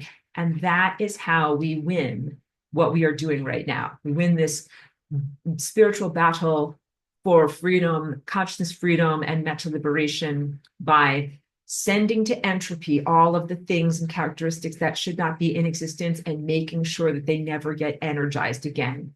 That is the essence of what Flying Rainbow Lasagna, the dance, is really all about. And in order to do that dance, you need to know what singularity is. So we'll use the next portion of the rest of this class to be able to really go into what is singularity, so you can start to apply it practically. Suzuka says, I found that little phrase to be very handy. Was trying to get an A, which I did. Awesome. Elmer says, how many cosmic laws are there and how can they be remembered? The answer is there's thousands and thousands of cosmic laws. It's just like a legal encyclopedia in the physical realm. But the cosmic laws they make sense. They are not arbitrary, whimsical, or nonsensical, and they are not merely cultural. Like in some countries, women must never show their ankles. In some, it's illegal. You will be beaten, and that's the law. But in some countries, it's like, no, my right to show my ankles is protected and I am allowed to do that. You get it? Like some things are culturally relevant, not universal, but almost every human culture agrees that murder is wrong. And so there are some things where you have an overlap. So in cosmic law, there's no negotiation. It's not like, well, people from Earth have these cosmic laws, but then people from Saturn have these cosmic laws, and then people from whatever, Betelgeuse or, Alpha Centauri have these cosmic laws. No, it's like math. Everybody follows the same math. Everybody follows the same cosmic laws. There's not a way to subvert or just make it your own personal opinion or make it culturally relevant only to you, like the beating of ankle showers. No, there are like established truths that are truthful for everyone. And that is like, some of it is about this, like, what does it take to get embodied as a biological organism? You have to pass the audition. Not everybody gets to be here. When I talk about this is the bullet train of infinity, and then the things that exist that are around you that non-exist, that don't get to be in existence, they don't get to be in existence because they did not pass the audition. They do not merit existence. You guys, whatever you got going on in your life that may not be perfect, may not be perfect people, but at least you can always feel good about this. You passed the audition. You got to be here. You are here in the physical realm. And hopefully you can also extend that to even the most troublesome people that might be in your lives or in your community, as long as they're not like, constructs or clones or artificial people or whatever. If they're biological people that arrived here through natural biology, they did something right. They passed the audition. They got to be here. And that used to be like the commonality of everyone, like, well, whatever, you might be extremely screwed up, but at least you passed the audition. You are allowed to exist. But I am telling you that there's a lot of things that are here in this world right now that did not pass the audition. They should not exist. And some of them are technologically 100% technological derived. Some of them are 100% technologically derived. Some of them are technologically influenced, but not 100% technologically derived, but they should not be here. So this is like saying, like some of us walk around and we're totally happy and healthy and we breathe oxygen with our lungs. And some people are incredibly sick and injured and they need life support technology for their bodies to still be here. They need a tube down their throat to pump energy into their lungs so that they can still be kind of still alive, but they're not really alive because they're not walking, talking, and doing stuff. They are barely alive. Got it? Technology is being used to artificially extend their life and their presence in reality that they would not ordinarily have. And I know people can say all sorts of things like, maybe it's a good thing. Life support systems are a good thing. It's a good thing if you can get off life support systems and return to walking and talking and doing stuff. But it is a bad thing. You're not a viable life and you're not supposed to be here. That sense of artificial life support has been truthful of many different types of technology using space races and different species throughout this planet. They have to use technology just like people on a ventilator need the ventilator to keep their lungs going. And even on this planet, there are some formerly alive, formerly fully biological entities that are now so imbued with different forms of hardware and mechanisms that they can't exist without their mechanisms. And those are all dead ends. I can sense people's telepathy because I've talked about this with different people in this class, and they already know and have spoken to me so much about how like they don't want to be on those dead ends. So the beautiful people in this class have said to me like, look, if I'm ever one of those cyborg people that's like RoboCop or something like that, like partially flesh, but with all these metallic things put inside of me, and just like, get rid of me. Just be like, that is not existence. That's not living. I don't want to live like that. Or to go on a timeline, like one of the timelines that emanates from this cosmic moment is the timeline that creates what you guys know as the gray aliens. The gray aliens are really a distorted, grotesquely deformed version of something that was once ancestrally formerly human, but now is totally reliant upon technology. They're infertile. They have to have these different implants and protective features that they're not born with. If you take away their protective features, it's like taking away your scuba gear. Like you're going to drown under the water. They can't live without these things. And it's a dead end. Their species is at a dead end because they can't make more of themselves. They can't sustain themselves in life. They have done so much to deny and to insult physical, biological life of their bodies, that they can't just inhabit their bodies anymore. They need to have their bodies heavily influenced by technology to be able to sustain their consciousness. So that is not a positive timeline. And I agree that, if a person finds themselves in that situation, either having evolved over many generations to become a gray alien, or, in some like hospital bed on life support with no possibility of ever getting off of life support, like both of those are consciousness dead ends. Both of those are negative equations that do not lead to continued life or viability of consciousness. And the key point, the commonality of both of those things is that they both use technology to stave off the inevitable.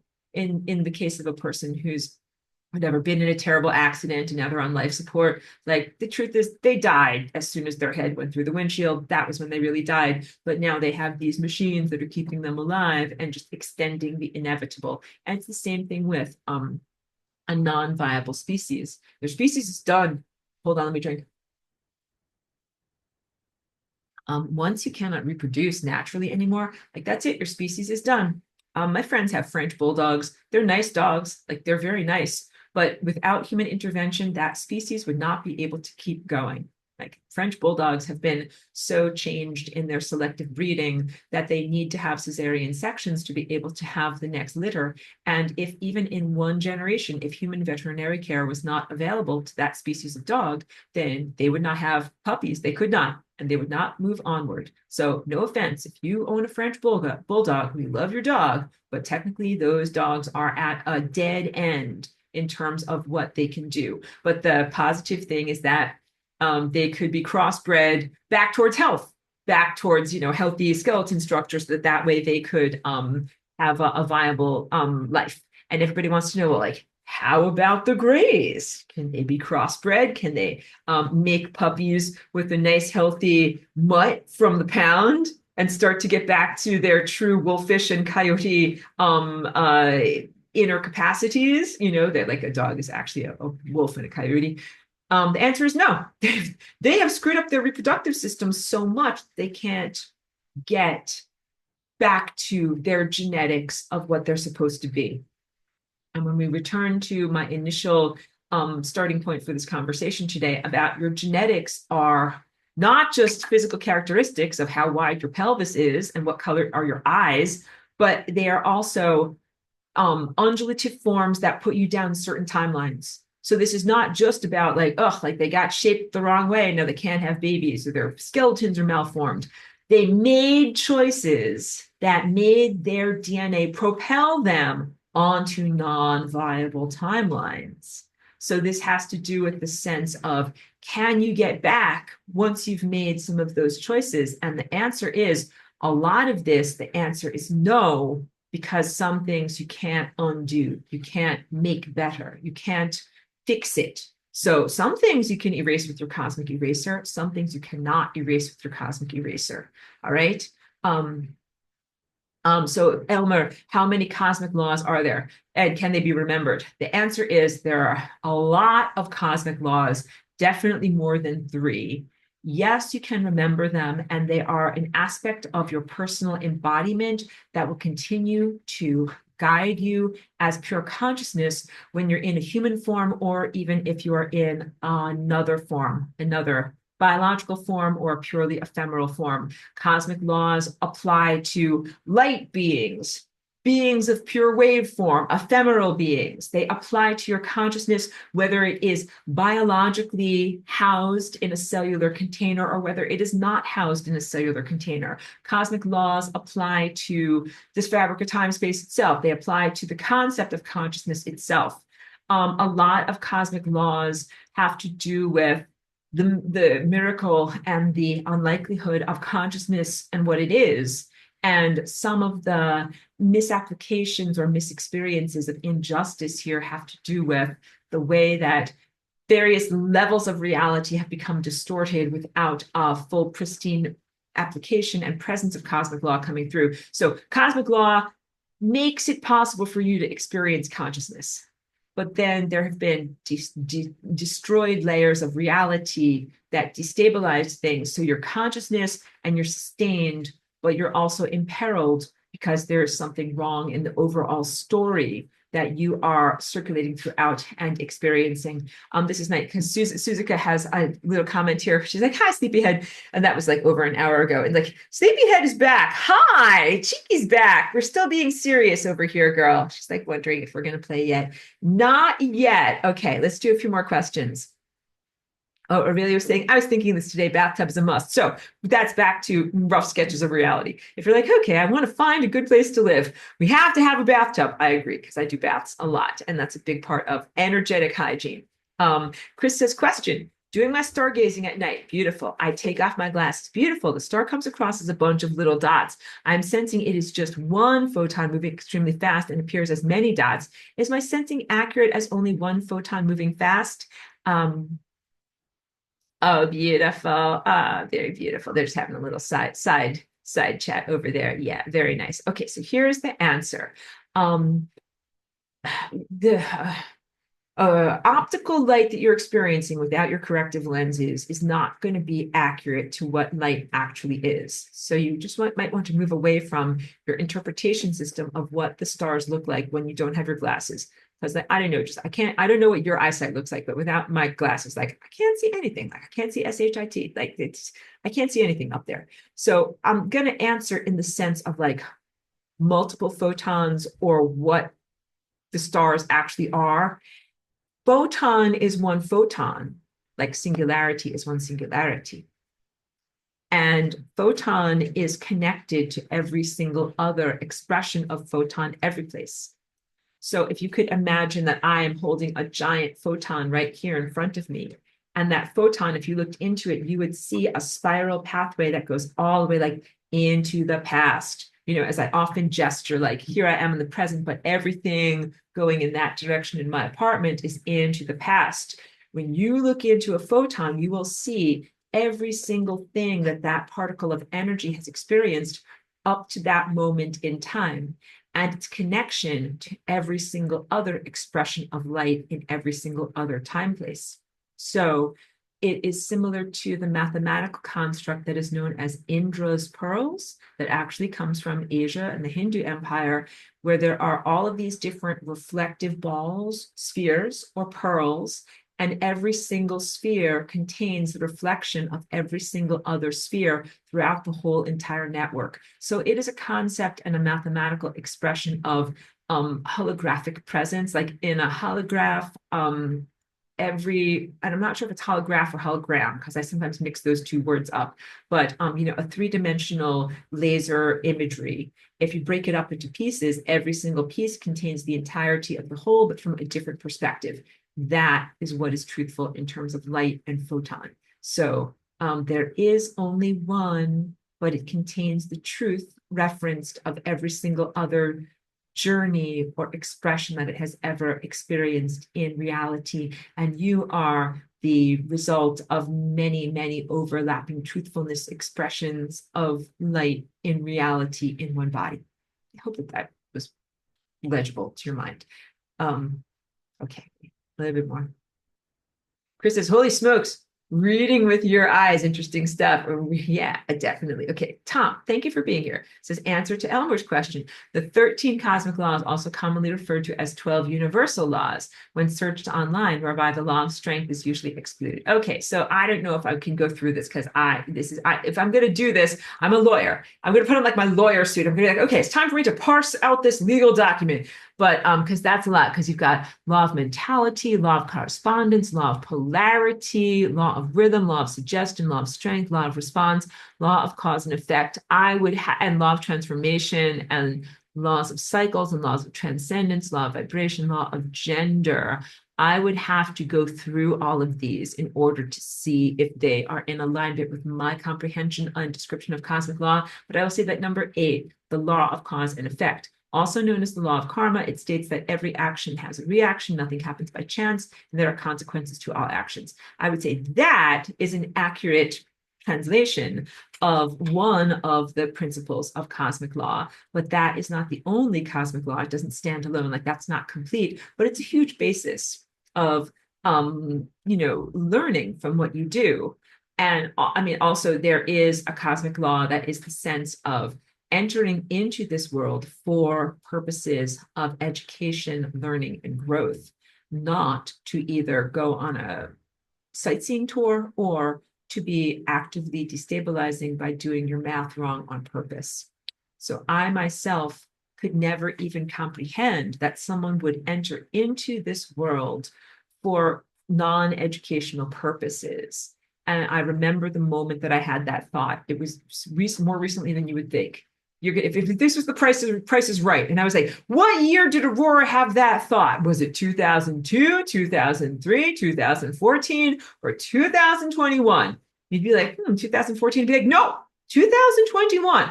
That was when I first thought the thought, what if some of the organisms or presences that are here in this world, biological or technological, are doing their math homework wrong on purpose?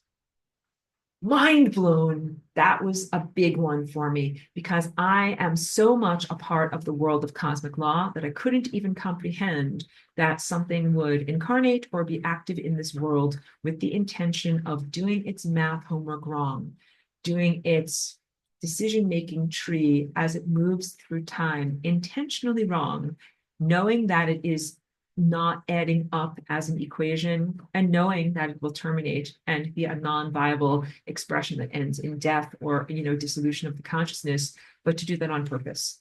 That was actually mind-blowing because I thought surely like everybody, everyone, everything that is here is trying to learn and grow and is trying to do its math as correctly as possible. That was an important moment of realization, because it informed the behavior of not only a lot of the technologically supported layers of consciousness or awareness, but also those in physical embodiment who are allowing that stuff to come inside of them. So those of us in this class that we do not consensually have those things in us, but there are some who in our world who embrace that stuff, want it to come inside of them, and that they have no intention of doing their math homework correctly.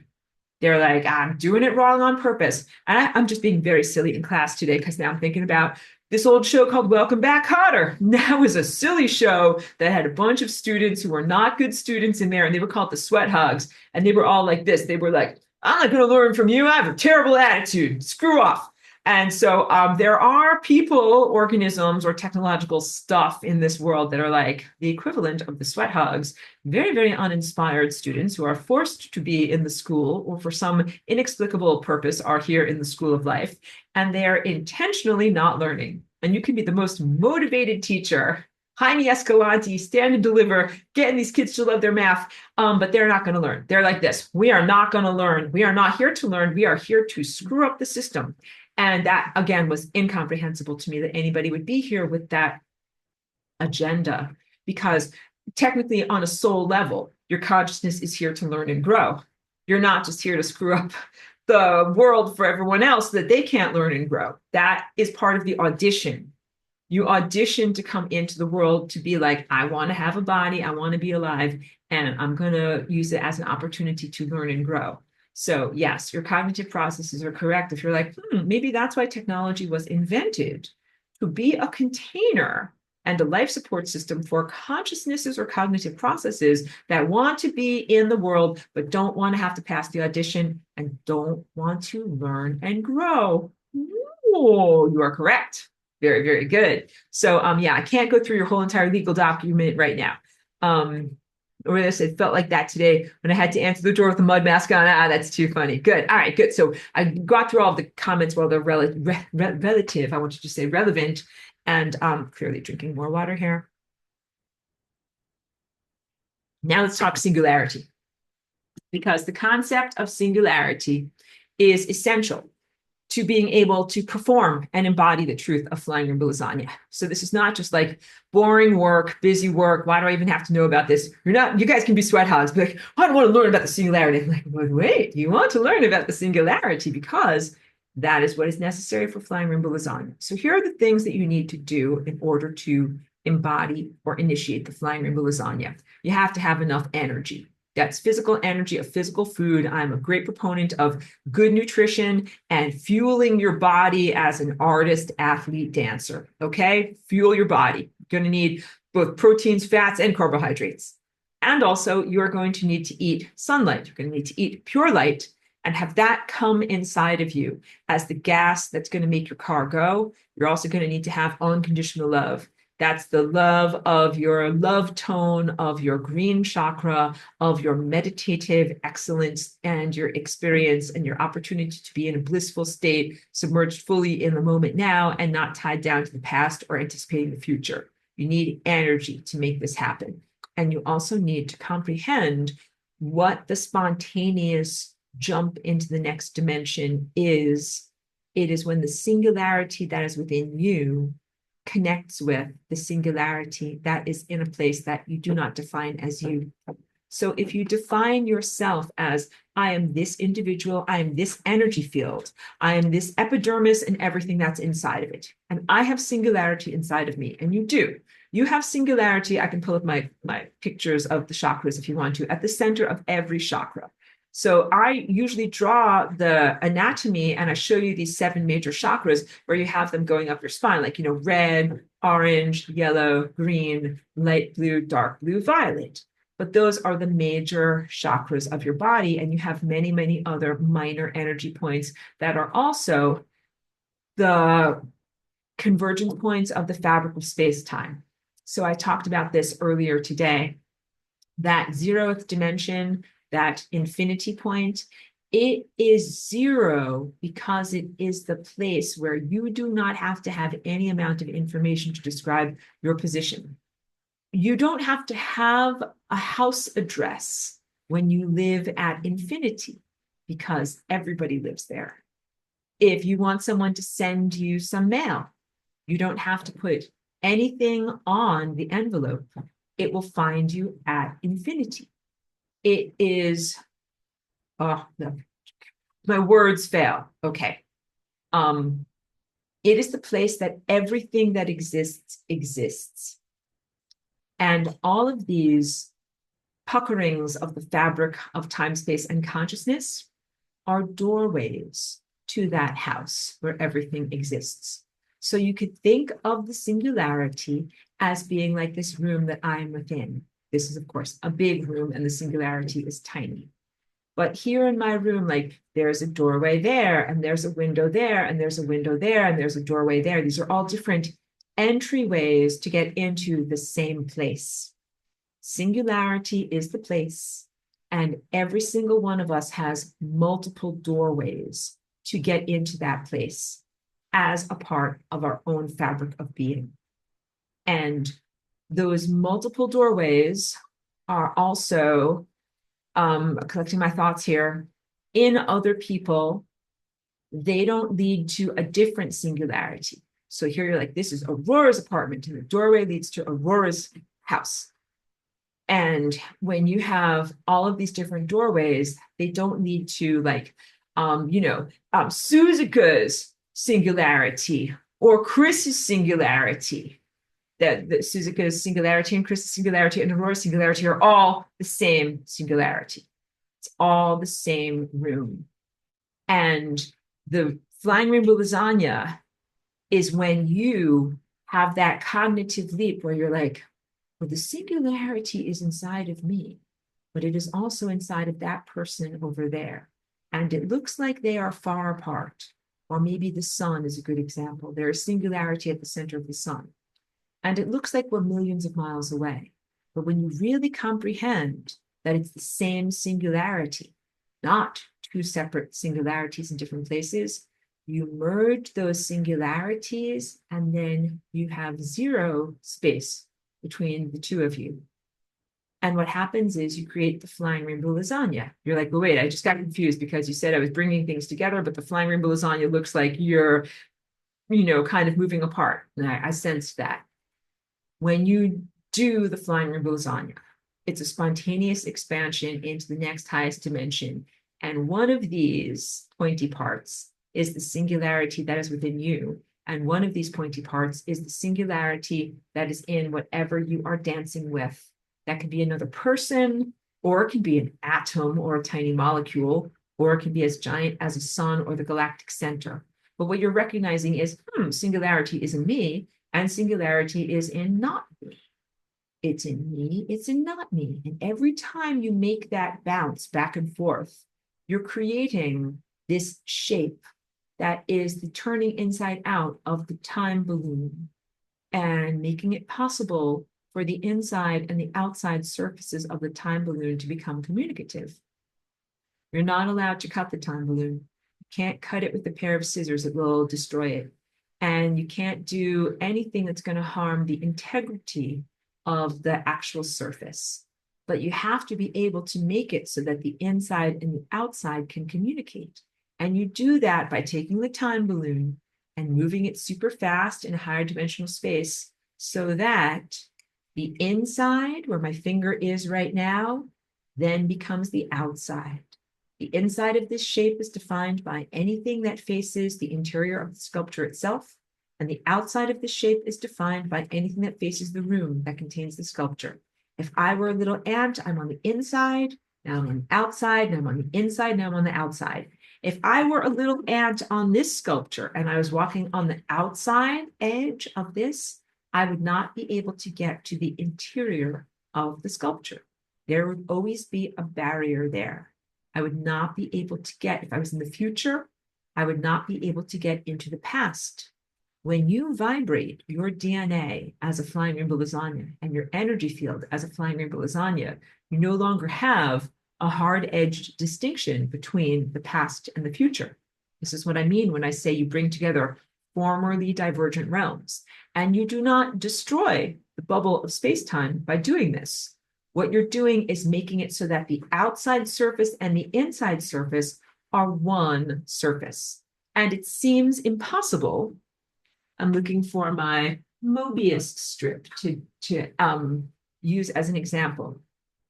Mobius was a mathematician in Sweden. He invented this shape, and it's considered an impossible shape because it's anything that's like one piece of paper or wood with one twist in it and then joined back together.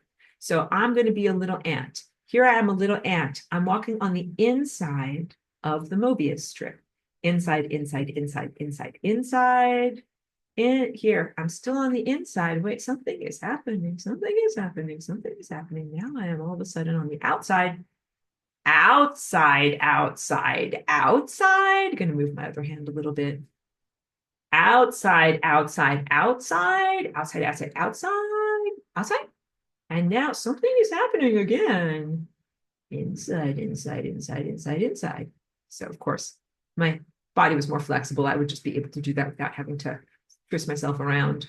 You can go around the whole entire outside and the whole entire inside of the sculpture without lifting your finger off of the surface. It means it only has one surface. It's like a coin that only has one side, like just heads or just tails. Like your brain is like, that's not allowed to happen. I'm going to go even further. This shape only has one edge. So here I am on the edge that is closest to you guys, the viewer. All right. Try to hold this in a special way. I can't. So I'm close to you, right? Close to you, close to you, close to you. Something is happening here. And then all of a sudden, I start to go around like this. And now I am on the edge that is far away from you. I'm still far away from you. I just have to move my hands, but I didn't pick up my finger. I promise. I'm not ruining the experiment. Now I'm still on the edge that is far away from you. And now something is happening up here. My finger needs to be more flexible, so I have to reposition myself. But now I am back on the edge that is close to you. Only one edge, not two edges. Seems like an impossible thing, but it is not impossible. It is very possible. And the Flying Rainbow Lasagna is similarly a seemingly impossible shape that brings together the outside and the inside, or the past and the future.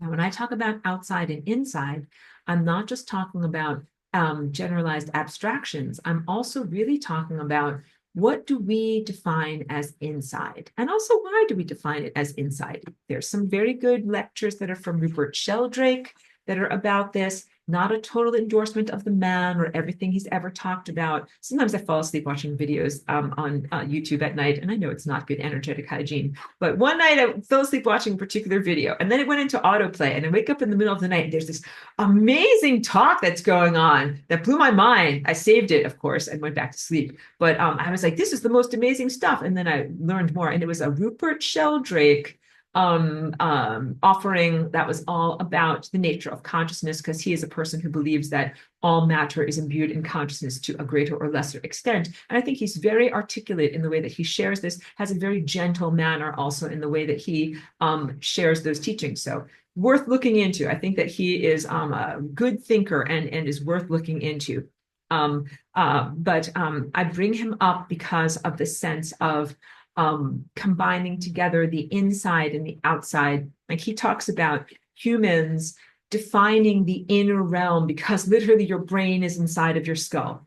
And humans have for a long time identified with self as brain. Like, yep, my thoughts are my brain and my brain is in my skull. Therefore, my thoughts are inside of me. And then he talks about how matter, according to our five senses, is stuff that is outside of me, right? Like I'm going to look around at my room and I'm going to see like, here's a glass with water in it. And then, here's a mini trampoline and here's stuff and it's not me and it's outside of me. And what I am encouraging you to do with Flying Rainbow Lasagna is to begin to accurately identify with the external features outside of you as self, as something that is a projection of your internal state.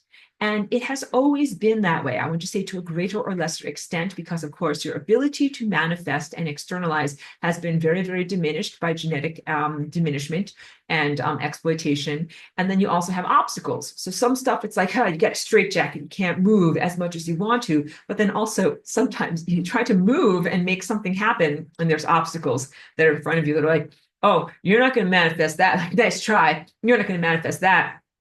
But in a pristine system and with no limitations on your self-expression, the outside becomes a full expression of your internal state. And this is, of course, what we experienced in ancient concurrent Atlantis. And this is a huge part of this world as an educational experience.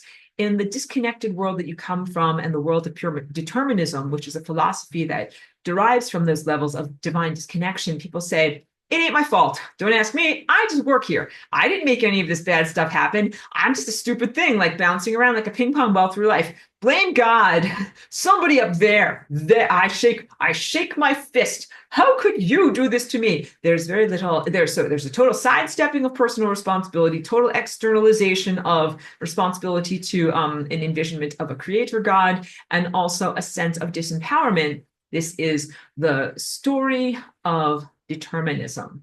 It says you are zero free will, an actor or an actress on a stage, and you just follow your lines. That's don't ask me, I just work here. Hugely disempowering and also hugely inaccurate. But it is a philosophy that comes out of the sense of being very disconnected from your creative truthfulness and the generative force field that we know as God. The truth is you are generating everything at all times. Even before the invention of or innovation of the Flying Rainbow Lasagna, you have something called observership, which is where your perception of the world around you creates the world around you. And you don't just create out of nothing. Just like if I make muffins, I don't just make them out of nothing. I make them out of flour and sugar and blueberries. So you have ingredients that you use to make and generate and sustain the world around you through observership. Those ingredients include higher dimensional waveforms, that you experience an ocean of consciousness of these potentials that are higher dimensional waveforms that are not yet stuff that we would consider to be matter. And your observership is your perception influencing those potentials to then become actualized real stuff that you can experience with your five senses. And all of this predates lasagna. You've been collapsing force fields of waveform potentials into experienced reality for a very long amount of time. So even when people are sidestepping their responsibility and are in a deterministic mind state, they are simply abdicating their own authority because they are generating reality, but they are also generating a story that is of their own disconnection from their ability to generate. So that allows them to be like, don't blame me for any of these gum wrappers that are on the beach. I didn't put them there. It's not my fault, and I'm not going to pick them up. So determinism is an earlier or like less evolved stage. And then usually people go through all of these different self levels of self-awareness and come to the concept of, oh, like things are not strictly deterministic. And this also relates, that means you have a lot of personal responsibility and wiggle room in making things happen in reality. So this also relates to how DNA was first perceived in your world. Like when it was discovered in the 1940s and popularized in the 1950s, people thought genes are deterministic. If mommy and daddy wear glasses, or if mommy and daddy have cancer, then I will wear glasses or I will have cancer because it's in your genes. And people used it for a lot of excuses, especially things that have to do with, athletic achievement and whether you're overweight. People would be like, I'm just like my parents. I don't know why I weigh 500 pounds. It's got to be in my genes. But it's not just in your genes. There are genetic quotients that might be about storing excess energy, excess calories and emotional energy as fat. Some people tend to have a metabolism that does that more than others, but there's also behavior and habitualism. And that would mean like, what do you guys eat? If you're just like your mom and your dad and you're all eating together as a family, you eat the same way, you think the same way, and you have these behavioralisms that are the same way. And that's why if mom and dad are 500 pounds, you might also be 500 pounds. It's not inevitable. That means it's not determined by your DNA. You can actually have a huge impact on your body, ability, and your athleticism by making different food choices, different exercise choices, and key point, different beliefs. And you're not beholden to your ancestors or your parents in sustaining their beliefs. This is deep stuff. Because when you start to Flying Rainbow Lasagna, all of your ancestors are going to come at you like this. Like hands on their hips, tapping their foot. Hey, you're supposed to carry on a bunch of characteristics from me, and you're not doing that. And you're like, I know, I don't like those characteristics very much. I don't think that they're positive and that they're not going to keep me alive. We're the ancestors, don't disrespect us. So this is big, important stuff because you have to recognize that just like anything, ancestors might have had a good approach for their time, might have been appropriate for their time and for their culture, might have been a survival mechanism that helped them to survive enough to pass on their DNA to the next generation, but not to do anything more than that. And also they might be actively malevolent. Your ancestors might be alcoholics that did a lot of substance abuse, or psychopaths that killed a lot of people, or they might have had a lot of diseases like cancer. They're not perfect people. You should not simply be replicating everything that they did without any critical thinking. You should think very critically. You should be like, do I believe in the value system of the goat herders from the Sinai Desert from 5,000 years ago? Is that me? Do I agree with that? So key point is that it's not just that something is written in your DNA in strict determinism. You make very many choices behaviorally and cognitively about what you carry on and what you amplify and what you exemplify. So some of this has to do with a process in your DNA that's called methylation. Your DNA exists like scrolls. Like I'm always making these motions like this, but I hope that you're getting a sense. It's not just like strings, that these really are like fabrics, and they scroll themselves up and then sometimes they unfurl themselves. And when the DNA is scrolled up like this, it means anything that's in the deep interior is inaccessible. And that inaccessible stuff can be good stuff. That inaccessible stuff can be about like how to dismantle a cancerous tumor, or how to be slim and athletic, or how to not have to wear contact lenses or not be nearsighted. And if you can't access that stuff because it has been suppressed in your DNA, then you will live as if it is not a truth in your reality. But as soon as someone comes along and says, hey, you know something? Nearsightedness is not inevitable. Just because your mom and dad wore glasses doesn't mean you have to wear glasses too. It's something that was cultural and behavioral, as demonstrated by the work of Dr. Bates and the Inuit people. That consciousness changes the shape of your DNA. And all of a sudden, the methylation changes and there are new chapters available to yourself. So key takeaway is that your belief about yourself and your belief about what is possible has a direct impact on the shape of your DNA and what levels of information are available to you. So sometimes you need to have an awakening about what is possible. Sometimes you need a mentor or a template to be able to see it in someone else, because seeing is believing. I joked about this in a previous lesson this semester as well. I'm not sure if is it Iowa. One of the United States is called the Show Me State, and that's its motto. Seeing is believing. If I see it, I believes it. If I don't see it, I don't believe it. And so death is a big part of this. You see a lot of death in your world. You see very few examples of people who transcend death and are able to live well chronologically for hundreds or thousands of years, and then don't have a mortality event, but simply metamorphose into pure light. Very, very few mentors and examples on that path. Many, many templates and examples of physical, biological death.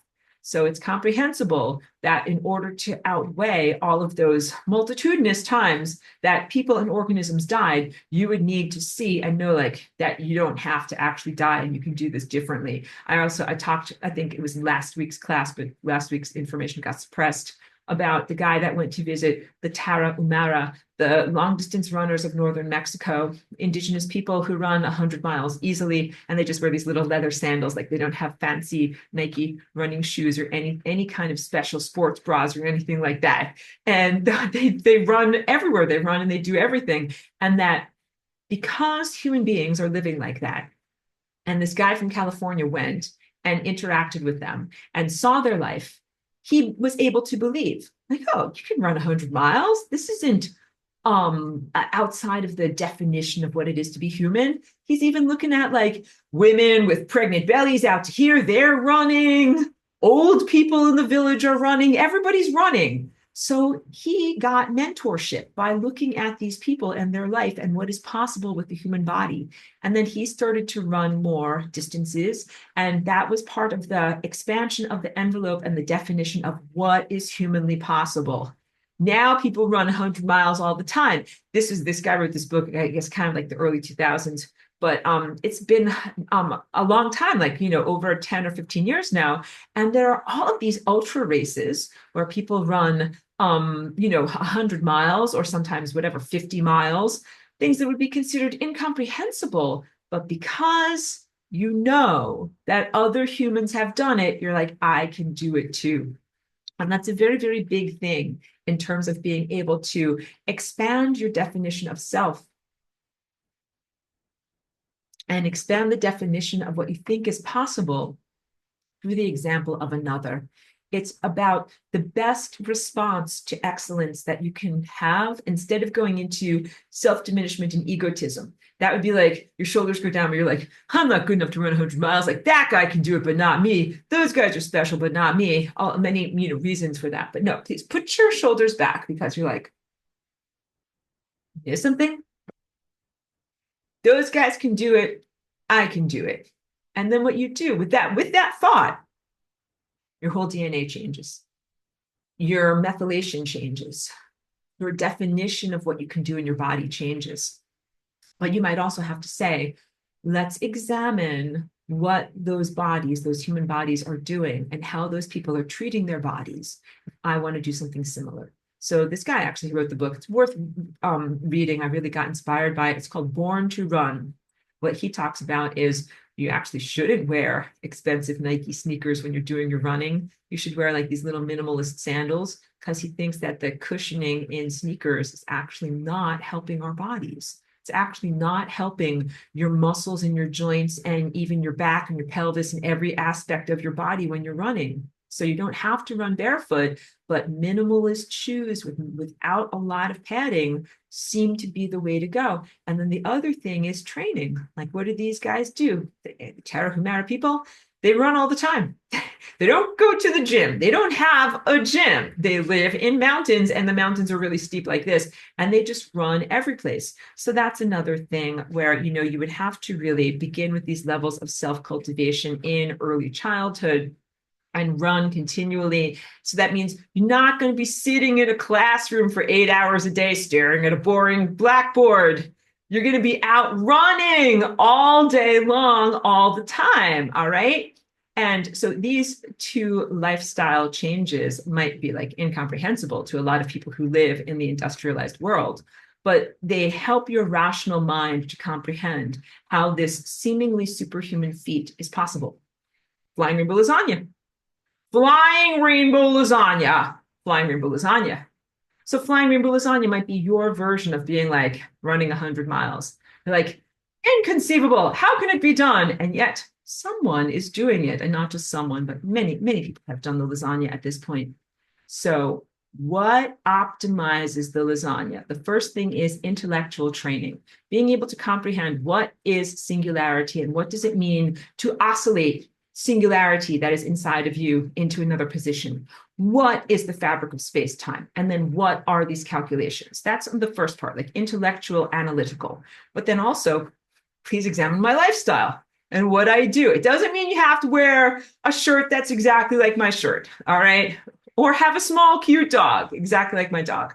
But I will tell you that my dog is a part of my lasagna because she gives me love.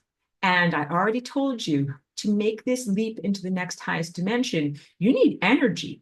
And energy is actually not just exclusive to, how many avocados I eat or how many moments of sun gazing I do. It's also the love that I get from my wonderful dog. And it's why I also continually tell everyone all the time that the ascension experience here, like your cats and your dogs, are vital equipment.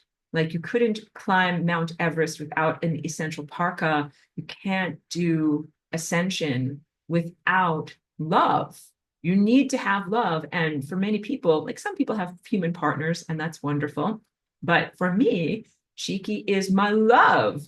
And I get love from her and I give love to her. And this is more than just flimsiness. It's deep stuff. Love is deep stuff, and we can't diminish animals and the profundity of their feelings just because they don't express it in words. Like dogs might not write you a sonnet to tell you about their feeling or how much you matter to them. But you matter a lot to your dogs and to your cats.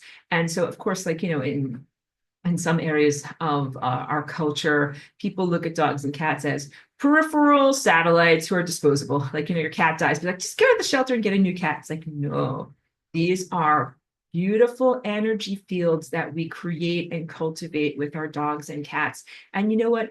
Gardens are also really important too. And in our world, almost no one has the opportunity to live in one place for 10 years, get to know the trees that surround your home, plant perennials that come back every year, to have a relationship with the land and the weather and the plants that grow around you. That's like considered the ultimate luxury. I haven't had that in my life for a long time. And I dearly, dearly miss it because these are all force fields that are so precious, that are a big part of giving us the energy to be able to do the flying rainbow lasagna. So your food is not just food from the grocery store food room, and it's not just sunlight.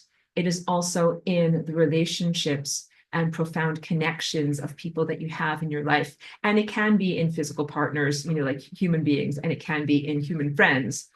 Those are important too. But you need your cats and your dogs, because you know why? People aren't always open for hugs. People aren't always available. Sometimes people have ego issues and there's huge distances and competition and all sorts of things. But you guys know, and this is why we have our dogs and our cats, because they are always there. When you need a hug, they're always there. My little princess back there, whenever anything is going on, if I'm like in distress or I need an uplift or I'm feeling low, she is totally there for me for a hug. It's a literal type of external battery pack emotional energy. Emotional energy is required for flying rainbow lasagna. And in order to do the flying rainbow lasagna, you need many other things too. All right, first I'll just talk about some of the other basics. You need to have a non-scheduled existence, which also might sound like a luxurious way to live, because most people are like, I have a job and kids and have to do things and get places on time. I totally understand. And there are some times in my life when I have been 100% self-directed in my time, and I had a non-scheduled existence, and sometimes when I had a highly scheduled existence. And those times it was very much harder to do lasagna. I felt lucky that I had the opportunity to first calibrate to an unscheduled existence where I could go by my inner feelings and my inner promptings and not by the clock. And when I have had other times when I've had to work and, be responsible and be at appointments on time, then I couldn't be like, okay, like I feel like lasagna-ing now because I'm like, well, I'm going to be late and I have to go here and I have to do this thing and earn money and do important stuff. So I would have to be like, okay, maybe I'm going to lasagna when I come home at 8 p.m. tonight. Like it can be very, very difficult to do that because you're going to be tired and maybe you don't feel like lasagna in that moment. So lasagna is a spontaneous self-expression, and you can foster those levels of spontaneity by having a minimally scheduled existence. And that is what is optimal. I recognize that that's not practical for everyone in the world, but that is what would be ideal. If you're looking for mentorship about how to run 100 miles, it's like, yeah, move to the mountains of northern Mexico, and then you can do this. All right. So it's like, yes, you're going to have to change and rearrange your life. So the Flying Rainbow Lasagne is a magical activity, and it is the expression of all of the magic that you cultivate in other aspects of your life. So that means that it's not just a light switch, that it's like, oh, 6:30 p.m., time for me to lasagna. It is really the visible fruiting body of all of the magical self-cultivation that you have done to be able to make that moment of spontaneous lasagna possible. Just like runners train at the gym a lot in order to have one little sprint that might be a race that takes 25 seconds. But you do a lot of preparation and training to be able to make those 25 seconds count. So yes, having a flexible relationship with time really matters. Some of the other things that I do that are a big part of lasagna, music. Lasagna is a very real dance. It is not just a symbolic allegory. And to dance, you need music. So music has always been a big part of my life, either listening to it or playing the music that I make as I do my dance. And so if you want to do lasagna, you're gonna need music. And I would encourage you to find, just like you need good food, you need good music. Like you're not gonna lasagna eating a bunch of Taco Bell. That's like low quality nutrients, all right? And you need to have good music that has real like uniqueness and inspiration and makes you feel like you want to dance. I'm not going to dictate to you what is good music for you, but I will say like each one of you will have to find the music that you connect with on a deep level and that makes you feel like you want to go. And I'm not going to judge you also, even though I really don't like heavy metal, but because just there's a reason. There's a reason, because some music is very disruptive to the energy field and the frequencies are actually not cultivating these beautiful levels of coherence. So it's really truthful. Some music like Mozart and Bach are harmonically perfect and they will help your light body, energy body to flow in these perfect harmonics. And some music is disharmonic, and that's like heavy metal. But it's also like some experimental compositions by, avant-garde composers that are also very disharmonic. I would not try to lasagna to that music either. So lasagna music that gets you going usually has a good beat. It usually is uplifting, that it makes you feel like, hooray, I've got energy. I sometimes call it kick ass. It makes you feel like you are ready to kick ass. It might make you feel like you're going to bop, like this is bopping. So it has a rhythmic quality to it that gets you going. Sometimes if it has lyrics, a lot of the time I dance to stuff that doesn't have lyrics. But if I dance to music that has lyrics, I like to choose things that have positive, uplifting, kick-ass messages in them. I usually do not dance to things that are sad country music songs that have minimal rhythm and that are all about like death and sorrow and loss. That does not make me feel like lasagnaing. But I do like to dance to music that's about like, it's a beautiful day and everything is amazing and my life is fantastic and I can't wait to experience more. So you're gonna have to curate your own playlists of music that makes you feel that way. And of course, I make my own music now that is very lasagna music. And I make it for myself to be able to do my dance to. And a lot of it doesn't have words. Very few of my songs have lyrics. But I'm saying something with the beat, or I'm saying something with the choice of instrumentation, or I'm saying something with the flow of how that song goes, like slow, slow, slow, fast, slow, slow, slow, fast, fast, fast. You know, all of that editing and pacing, I'm saying something with it, and also with the lyricism of the melodies that I put through there. Yeah, and not all of my music sounds like dance music that has, you know, like a very particular beat, but I like to make my music because it makes me feel like I want a lasagna. You guys don't all have to turn into musicians in order to do this. So you don't have to reinvent the wheel and be like, oh, I will create the wheel and the axle, and then I will make all my own music, and then I'll dance to my own music. I did that over the course of over 20 years because that's my path. But you don't have to do that. And in the early years that I was here, I did not have my own ability to play instruments. And so I danced to other people's music. I found the songs that I liked and I danced to them. So I had to divorce myself from any kind of like cultural knowledge, because sometimes I would listen to a song and I'd be like, this song is cool. I like this song. And then I would learn about who made the song and I'd be like, these guys worship the devil. Like, this is terrible. I don't want to dance to this song. So then I had to be like, because I'm like Led Zeppelin or something like that. Then I had to be like, okay, great. Like, I like your song, but I'm not affiliated with you. I'm not condoning your devil worship. And, you know, you're very naughty people. You know, there's a lot of people that are like that in the entertainment world and in the musical industry. So it can be very hard to find inspirational stuff and connect to the energy field there. Because key point, when you dance to people's music, like you are really connecting to their energy field. So on the positive level, that's why I make my music. So that way I can dance to it and I have a tangible way of sharing my energy field in a socially appropriate manner with other people. So yeah, my music is 100% about mentorship for other people to get into the Flying Rainbow Lasagna feeling state. And then also I tell you this, like you have to get a running jump. So that means like very rarely in my life do I feel like, you know, a song comes on and I'm like, that's it, lasagna time, lasagna, lasagna, lasagna. Usually what I do is I have some warm-up songs. I put on warm-up songs and I get my body going and then I get a momentum going. Then I put on my most kick-ass songs and then my energy is like, yes, lasagna time, lasagna. And then I also kind of come back into reality. I reintegrate into reality with all of that lasagna energy. So lasagna is it's very much a feeling state. It's very much a feeling state that is connected to your emotions and your passions. And think about anything that's an expression of your appetite, your emotions, your passions. Like you have to feel it in the moment. Sometimes when you wake up in the morning, like you're just not feeling like you want to eat whatever, a big giant steak. You're like, no, like I think I just need like a little toast. I'm not ready for a big giant protein meal. And then as your metabolism wakes up in the middle of the day and you know you do more stuff, then your body's like, yeah, I'm ready. I'm ready for that big giant juicy steak now. So you have to know that also about your expression. Like, let's say, you know, something sad just happened to you in your life, or you're processing grief. Like, you might not feel like dancing. You might feel like, oh, you feel like sad and slow and not super, super hot and fast and, you know, white hot energy and infinity speed.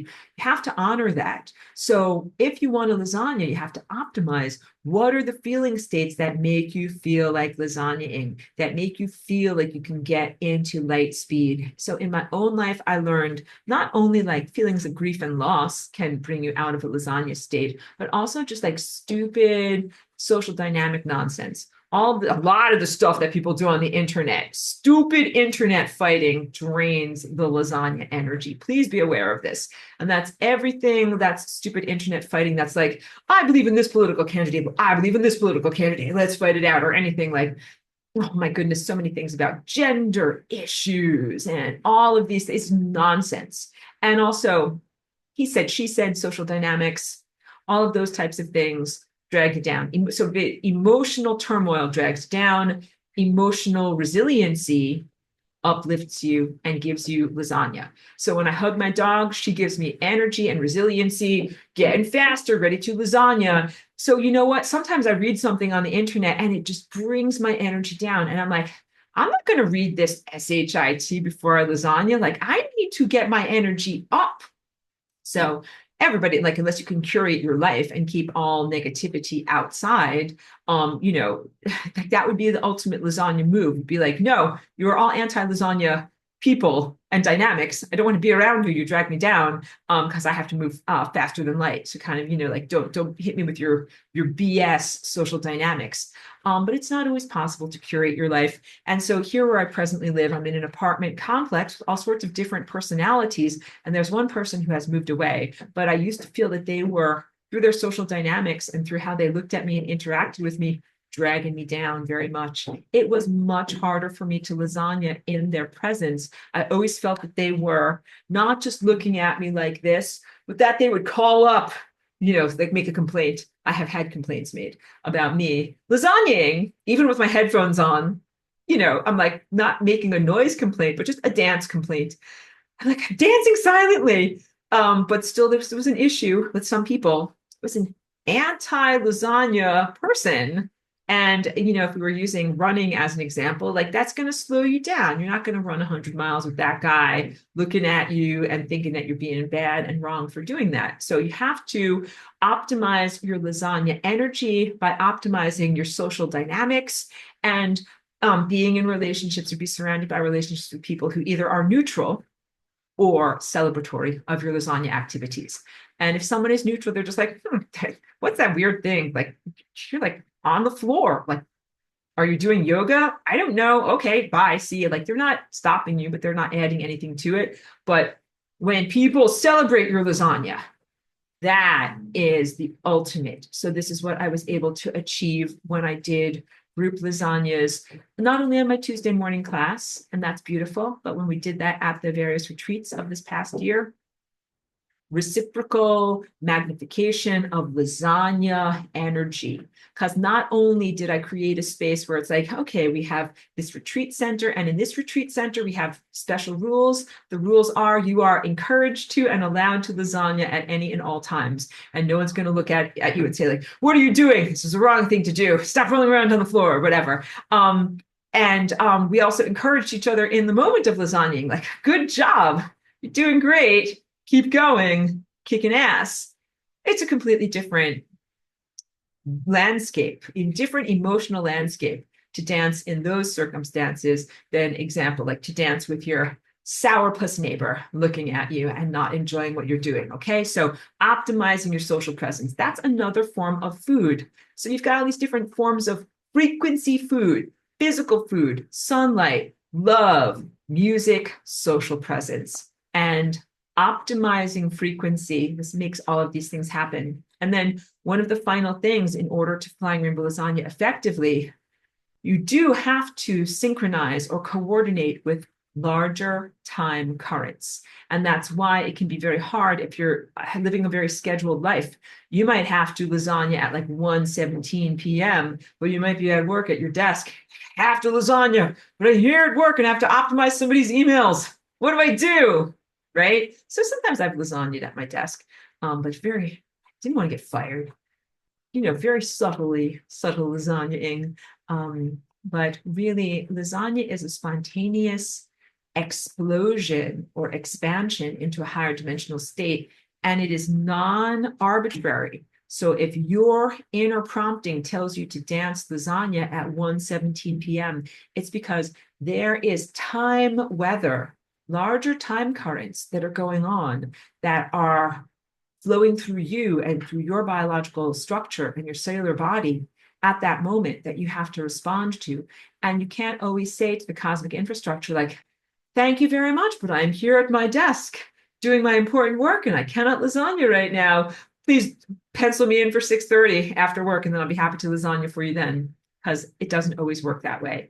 So that's why flexibility in time and having a non-scheduled existence is important, because when you get those promptings and you're like, I have to lasagna now, you will be celebrated and recognized for the opportunity to do that. Let me go into some of your questions and comments over here. Wait. Because first I'll go backwards, because Pedro says, I suspected you danced to the Lego movie song Aurora. I don't know that song. I gotta look it up now. And Pedro says the Everything is Awesome song. So clearly I have to look it up now. But yeah, if I'm gonna dance to something like that, I'm like, okay, like maybe it's a silly song from a movie or whatever, but maybe it might be cool and maybe it might make me feel like I have energy and like I can go. So I've done that actually quite a lot where I just hear a song and I'm like, oh, this is a cool song, and I dance to it. And later I learn like, oh, it's made by like, whatever, very questionable celebrities or people that are involved with naughty things and drugs and sex that I don't agree with. But I'm like, but I like that song. So this is me. I'm just like super innocent. I'm like, yeah, like I don't like your drugs and sex, but I like that song. So I put up force fields of protection so that I can enjoy the creation of the song, but without having to take the whole enchilada of the personality of the person. Suzuka's giving me social support about the sourpuss. It's like, that's so mean. Maybe they needed to get their nose out of your window. Thank you for that social support. So, like, here's the situation. I'm glad that they've moved away and that it has resolved and my life is better. But even from the moment that I moved in and interacted with them, I was always very friendly and very nice. They were always like, that was even before they knew that I was Lasagna. And then I would often dance like right outside of my front door. And there's like a little balcony. It's like a shared space. Everybody has a little front balcony outside of their front door. So like it's my personal space, but other people can see me there. And I'd often be outside, and I didn't used to use my headphones. So then it would be fair if someone said, like, oh, yeah, I can hear Aurora's music and she's outside dancing. I don't like it a lot. So then I changed and just wearing my headphones. But it was still not enough that I'm outside with my headphones on doing a dance. That was actually like, it was like the first moment in 2021 when I'm like, maybe people are doing their math homework wrong on purpose. And this was another moment of realization when I was like, this person just doesn't like the lasagna. And it's not because I'm too loud and they can't focus on their work or whatever, their phone calls or something like that. My music was never that loud. But it's more of a sense of my genetic expression coming outward was something that they could perceive and that they didn't like. And I was like, some people just don't like lasagna. I was very shocked and dismayed and horrified. And I clutched my pearls. And I was like, well, how could they not like lasagna? And Charlie B has given me tons of social support. He says, we love Aurora's genetic expression. Thank you. I'm hugging you. And thank you for that celebration. Because if I only ever interacted with someone who was like a sourpuss, then I would feel a very diminished expression of like what human beings are. So I'm very grateful of the people in this class and the people that have been to my retreats, that those are the people who are super interested in my genetic expression and in what I do.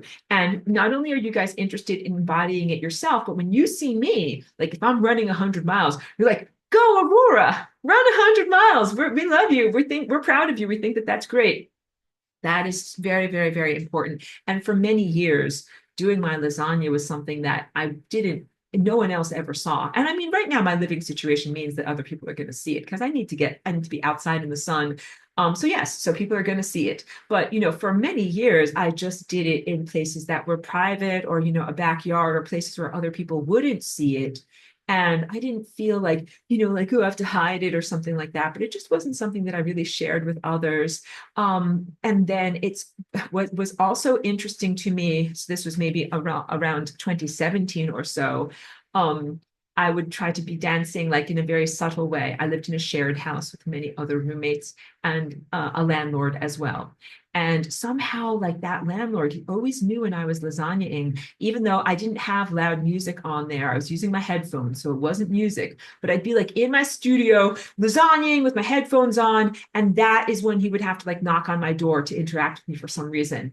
And it was like clockwork. I was always like interrupted. And I realized it wasn't just because he was like trying to stop me or something like that, had a malevolent inhibitor, something like that. I think that he actually wanted to be a part of it, but he was totally a square and he did not know how to be a part of it at all. So he would always have like I have to fix the plumbing. Like I'm gonna have to knock on Aurora's door to get, and like I'm in the middle of something. Like, so I think it was his way of trying to be like a part of my energy field without knowing how to request that he wanted to be a part of that energy field. And he couldn't have known what I was doing, in my own private art studio there. So some people can just feel it because your lasagna radiates through the walls and people can just feel it and they can sense what's going on. Now, wait, but Suzuka says they don't understand you and you were too woo. Definitely. And also someone informed me that when you're in a state of complete freedom, sometimes it is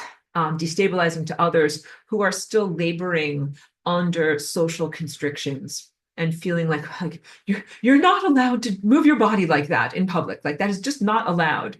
And like, that because they wouldn't do something like that. But I wasn't doing anything that was illegal or wrong. But here's like a better story. So one time I was outside of my door here with my headphones on and I'm dancing and I had my eyes closed too. So I didn't know who was around. And there was a lady who had come by. I was selling broccoli sprouts to my community and she had come by to pick up her broccoli sprouts. I didn't know that she was there. And I opened my eyes, I saw that she was there. And she's like, whatever you're doing, I want to be a part of it. So sometimes that's what happened. And I told her all about, what lasagna is. And so some people just are inherently rejecting it. And some people, as soon as they see it, they are like, whatever you're doing, I want to be a part of it. Caroline says, just heard a conversation on Crow 777 with Eric Dollard. I don't know who that is, an engineer and scientist who is 91 years old and worked for NACA before it was NASA and for Lockheed before the company had that name. He had security clearances way above the US presidents. He says that electrical grid is emitting such discordant energy patterns that he can no longer pick up the natural earth energy patterns on his equipment. The FRL is apparently a way to overcome these chaotic energies. Girl, that's for real, and that is the truth. So the discordant energy that is going over the electrical grid, it's not by accident. It's intentionally bad music that is anti-lasagna music. It is anti-spiritual attainment music.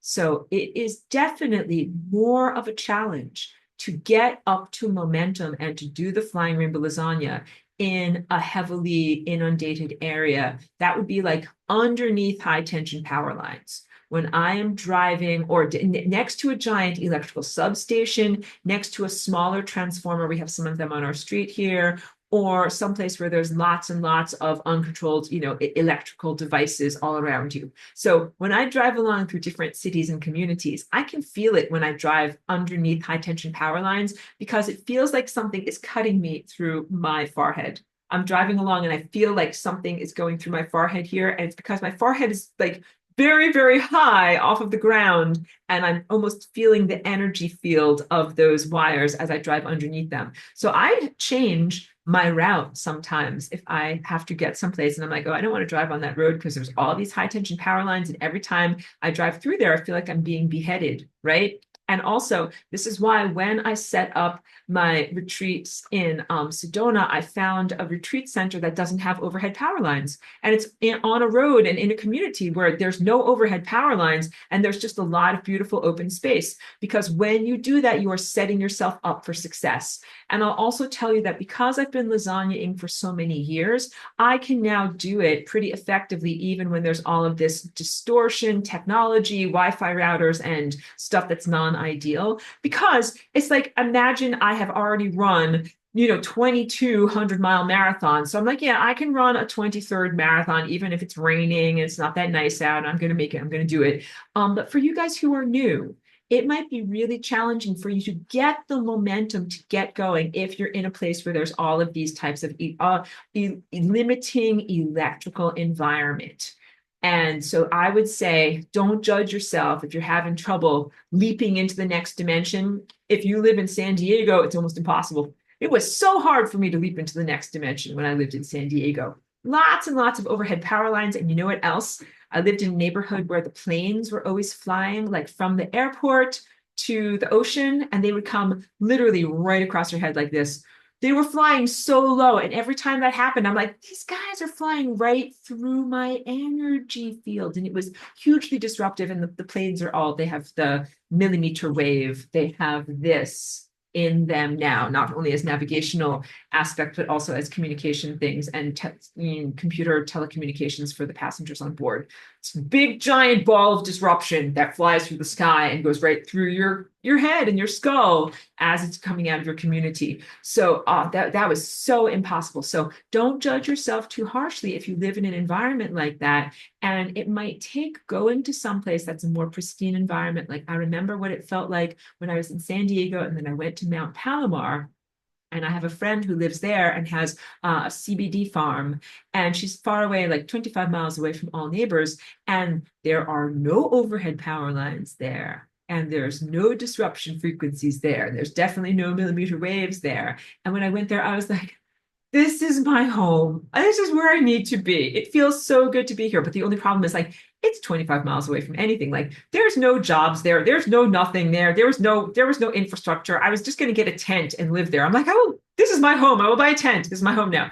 But I was like, no, this is not practical. But that is how profound it was to me to find that place. So the takeaway is that there are very few and far between places in this world right now where you can go that are pristine in terms of frequency. And if you live in one of those places, you're very, very lucky. And I'm glad that you do. And please celebrate the frequency freedoms that you have there. And if you live in a place that's a more locked down, frequency limited and inhibited urban or semi-urban environment, then my heart is also with you. It was very difficult during the time that I lived in those areas for me to achieve my spiritual attainments. And my answer was eventually I had to just move away. Ojai is pretty good. It's not as good as Mount Palomar, but it's pretty good. And it got better with each successive retreat that I led. Part of the thing that we did was we danced the frequency limitations and disruptions of my area of California to be less. So the ceiling used to be this low here. Now the ceiling is a lot higher for like how expansive you can be with your inner efforts and psychic jumping oscillations. All right. So a few more questions. Pedro says the Lego song is a catchy song with upbeat energy. That's why I mentioned you might like it. And it's good you decided to show us how you do the FRL dance. I had no idea how to do it, even with all your explanations. So yes, I'm actually, I could do lasagna right now with you guys if you wanted me to. But it is open for not, so I need to rephrase my words. People in this class are all invited and welcome to be a part of my Tuesday dance group. And that is where we do the actual Flying Rainbow Lasagna dance. So although for the convenience of scheduling things so people can actually be there, I say, yes, Tuesdays at 10 a.m. is when we're going to do this. But what I usually do is we get together on Zoom at 10 a.m. and I do a little bit of a brief oral teaching, and then we go into body warm-up, which is stretching and things that I would usually do and getting our momentum going. And then I put on some very kick-ass music, and then we do our lasagnaing, and then I kind of bring everybody down into a landing and reintegrate into reality. So that class is by invitation only. There's no fee to be a part of it. But, if people are interested, please contact me by email. But I'm selective. I don't just make it available to anyone in the world, because not only have I learned about like imagine my neighbor looking at me through the window with the anti-lasagna glare, like, you're not allowed to do what you're doing. Lasers come out of his eyes. We want to avoid that, but also to avoid any sense of like inappropriate, looking. Because, like when you dance, you want to be free and unself-conscious in your body and not be worried about whether someone is objectifying you or sexualizing you. So please only reach out and participate in my class if you're mature enough to be at that level of, not being super self-conscious about your own body or other people's bodies. And if you're not projecting, because my dance is not like about being sexy or going to the discotheque or anything like that. Yeah, and arts in the class. He says class is about an hour. That's right. And that's how I do my day. So I don't always do it at 10 a.m. I do my dance depending upon solar energy. And so I'll get up in the morning and I do my sun gazing first thing before I do any kind of coffee and stuff like that. And then I usually like drink coffee and make music or do my artwork or do everything that I want to do. And then as the sun starts to go higher in the sky, I start to feel more lasagna energy, and I get into my dance clothes and I do my warm up. And ideally, you're going to want to dance outside. But if you live someplace like Sweden where it is cold, do not dance outside, because I do not want you to get frostbite, okay? So you must dance in a place where it is like comfortable, warm, and sheltered. Yes. So I live in a place intentionally where a lot of the year I can be outside. But still, if it's cold and rainy and gross or whatever, I don't dance outside. So have a good place where it is warm and dry and comfortable. And I also told people sometimes when I lived in Northern California, It's like never really cold, but never really warm up there. And so even in the summertime and the wintertime, sometimes it would be like, 62 degrees and kind of, a little bit drizzly. But I would warm up a quilt in the dryer. So I would put it in the clothing dryer and take it out when it's hot and go, into my lawn chair and sit outside wrapped up in a warm quilt and be able to kind of like be outside into my dance like that. But you don't have to be extreme, but why being outside? When you're outside, this is another aspect of lasagna, you're connecting to the energy of the planet. And it's the best when you can actually be on the grass. Like, put down like a blanket so that you don't roll around on bugs and have ants bite you and things like that. All right. Just like a little blanket for protection, and don't roll around on like twigs and rocks that will hurt you. But have a comfortable padded surface, but the connection to the planet will amplify your dance. And also dance underneath a tree, because the trees make amazing force fields all around them. And when you dance within their force field, you will have a beautiful dance partner and a beautiful rapport, and they will amplify everything that you're doing. So welcome, Joyce. Joyce's love and blessings to you and Chiki. We always appreciate you. Thank you for all of the love. And Aurelia's in dance class. She says it changes reality every time. You got it. And you can feel it. So even when I'm having a tough time, sometimes I'm in emotional turmoil, my life isn't perfect, I might not feel like I want to dance, because mostly people associate dancing with like everything is perfect in my life. Like I will now, do a little dance and exemplify that. Even when things aren't perfect, I make it my discipline to dance. Or a better way of saying it is I make myself available to the dance. So that means, like, let's say like you're feeling like you had a bad day or a bad conversation, you're feeling generally crap, or just the energetic weather of life feels generally crap. That's okay. Here is how you still lasagna anyway. Create a positive force field around your own body. Put down your dance mat. Like this is what I have down on the ground over here. So you've got like a nice little cushiony place to be able to dance. Put on your comfortable dance clothes and do some stretching and put on some music that you like and kind of get into the mood. You got to get in the mood, just like when you're being intimate with someone. Kind of got to get the feeling going, kind of got to get yourself feeling better. And then I put on some songs and I'm like, oh, this is the song. And then I was like, yeah, that's a great song. And I put on like all of my favorite songs. And then at a certain point in the dance, I'm not thinking about my problems anymore, because I have exited that reality, literally switched onto a different timeline. And I try to be in that quantum indeterminate state of pure potential, just being in the music and being in my dance. And then after I feel better, like my feelings feel happier and I feel better and I feel like I just kicked ass, then I kind of bring it all back in and come back into reality. And then my whole day has transformed. Whatever used to seem like an insurmountable difficulty now is something I can deal with. Other people's problems now stay with other people. Feelings of hopelessness have gone away and are replaced by feelings of like joy and potential. And that's the changes of reality that I can report, like definitely a change in my internal landscape. This matters because I'm teaching you everything here at the beginning of the semester about how much your emotions and your thought structure, your emotional landscape, impact what your DNA is doing. If you are in a depressed state and you feel like the world is full of crap and nothing will ever be good, the DNA will be in a limited position. And if you're feeling like shoulders are back, my chest is expanded, my arms are up, anything can happen, your DNA literally starts to do a different dance. So sometimes if I'm not in a very positive and expansive feeling state, I will even make some postures. Like, guys, when you lift up your arms and expand your chest like this, that is the posture of triumph. Even if you are not feeling very triumphant, when you do that with your body will rise to the occasion and will be like, oh, I feel triumphant. I'm going to do the dance. And then, yeah, Pedro says, love the dancing lasagna. Thank you so much.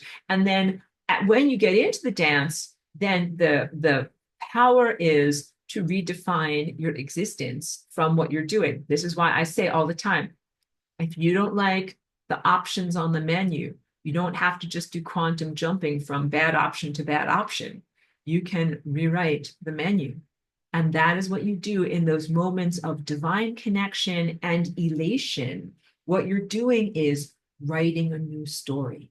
And I do that all the time. So Now it is normal. Use me as a mentor or as a template. Like if this is the first time you're going to run 100 miles, you get trained for it. So if you're like, yeah, I want to jump out of my crappy existence and into lasagna world, I'm like, good, I want you to do that. You need to do this, and this. And so, yeah, that's what I help to guide people through how to actually do it. So taking this class, which is the intellectual integument, helps a lot, because what I'm asking you to do is have an embodiment that is immersive. And when your intellect doesn't know what's going on, this is your mind. Your mind is like, I don't know what the fuck, what is happening? And then you're like, you have to kind of make the mind feel better by giving it these teachings so that your mind is like, okay, I kind of know what is happening, but your mind takes a back seat. Everything that you learn here in this class is totally relevant and foundation to the experience of spontaneous lasagna, but your mind is not the driver. You know, who's the driver? Physical body. Physical body. And your physical body is awesome and has its own amazing level of wisdom and intelligence and divine connection. And it supersedes and far surpasses your intellect. Your intellect is like down here. It can only do so many processes and comprehend so many mathematical equations, but your body can embody all of this cosmic truth and all of these complex equations that make you a piece of a larger supercomputer. Big takeaway, what we're going to wrap up class soon. Your DNA and your behavior as a genetic being connects you to a giant biological supercomputer. I don't want to get into trouble with the trees, and the forest. Yes, your DNA connects you to a larger substrate of truth and capacitation and direct reality creation. Let me make sure I got all these questions, because some of them I skipped because I was starting at the end. Okay, so wait, let me go back a little bit further.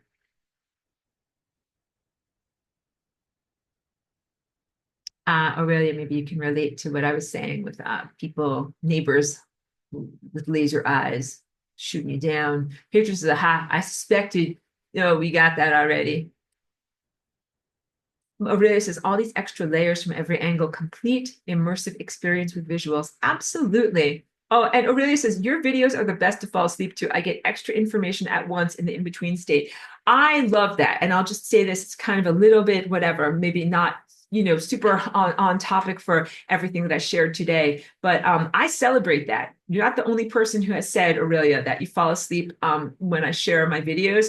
I am never insulted, because that actually is a wonderful way to bypass the intellect as a gatekeeper and be able to just absorb this information directly. So I'm celebratory. Also, sometimes people have commitments, and you don't always have the time to listen to 3 hours. And so you're listening and then you end up falling asleep. But in my presentations, I always very intentionally put multi-layers of information, just like in my music. In my music, there's the surface level, the beat, and the instrumentation, but then there's also deeper codings of frequency and information.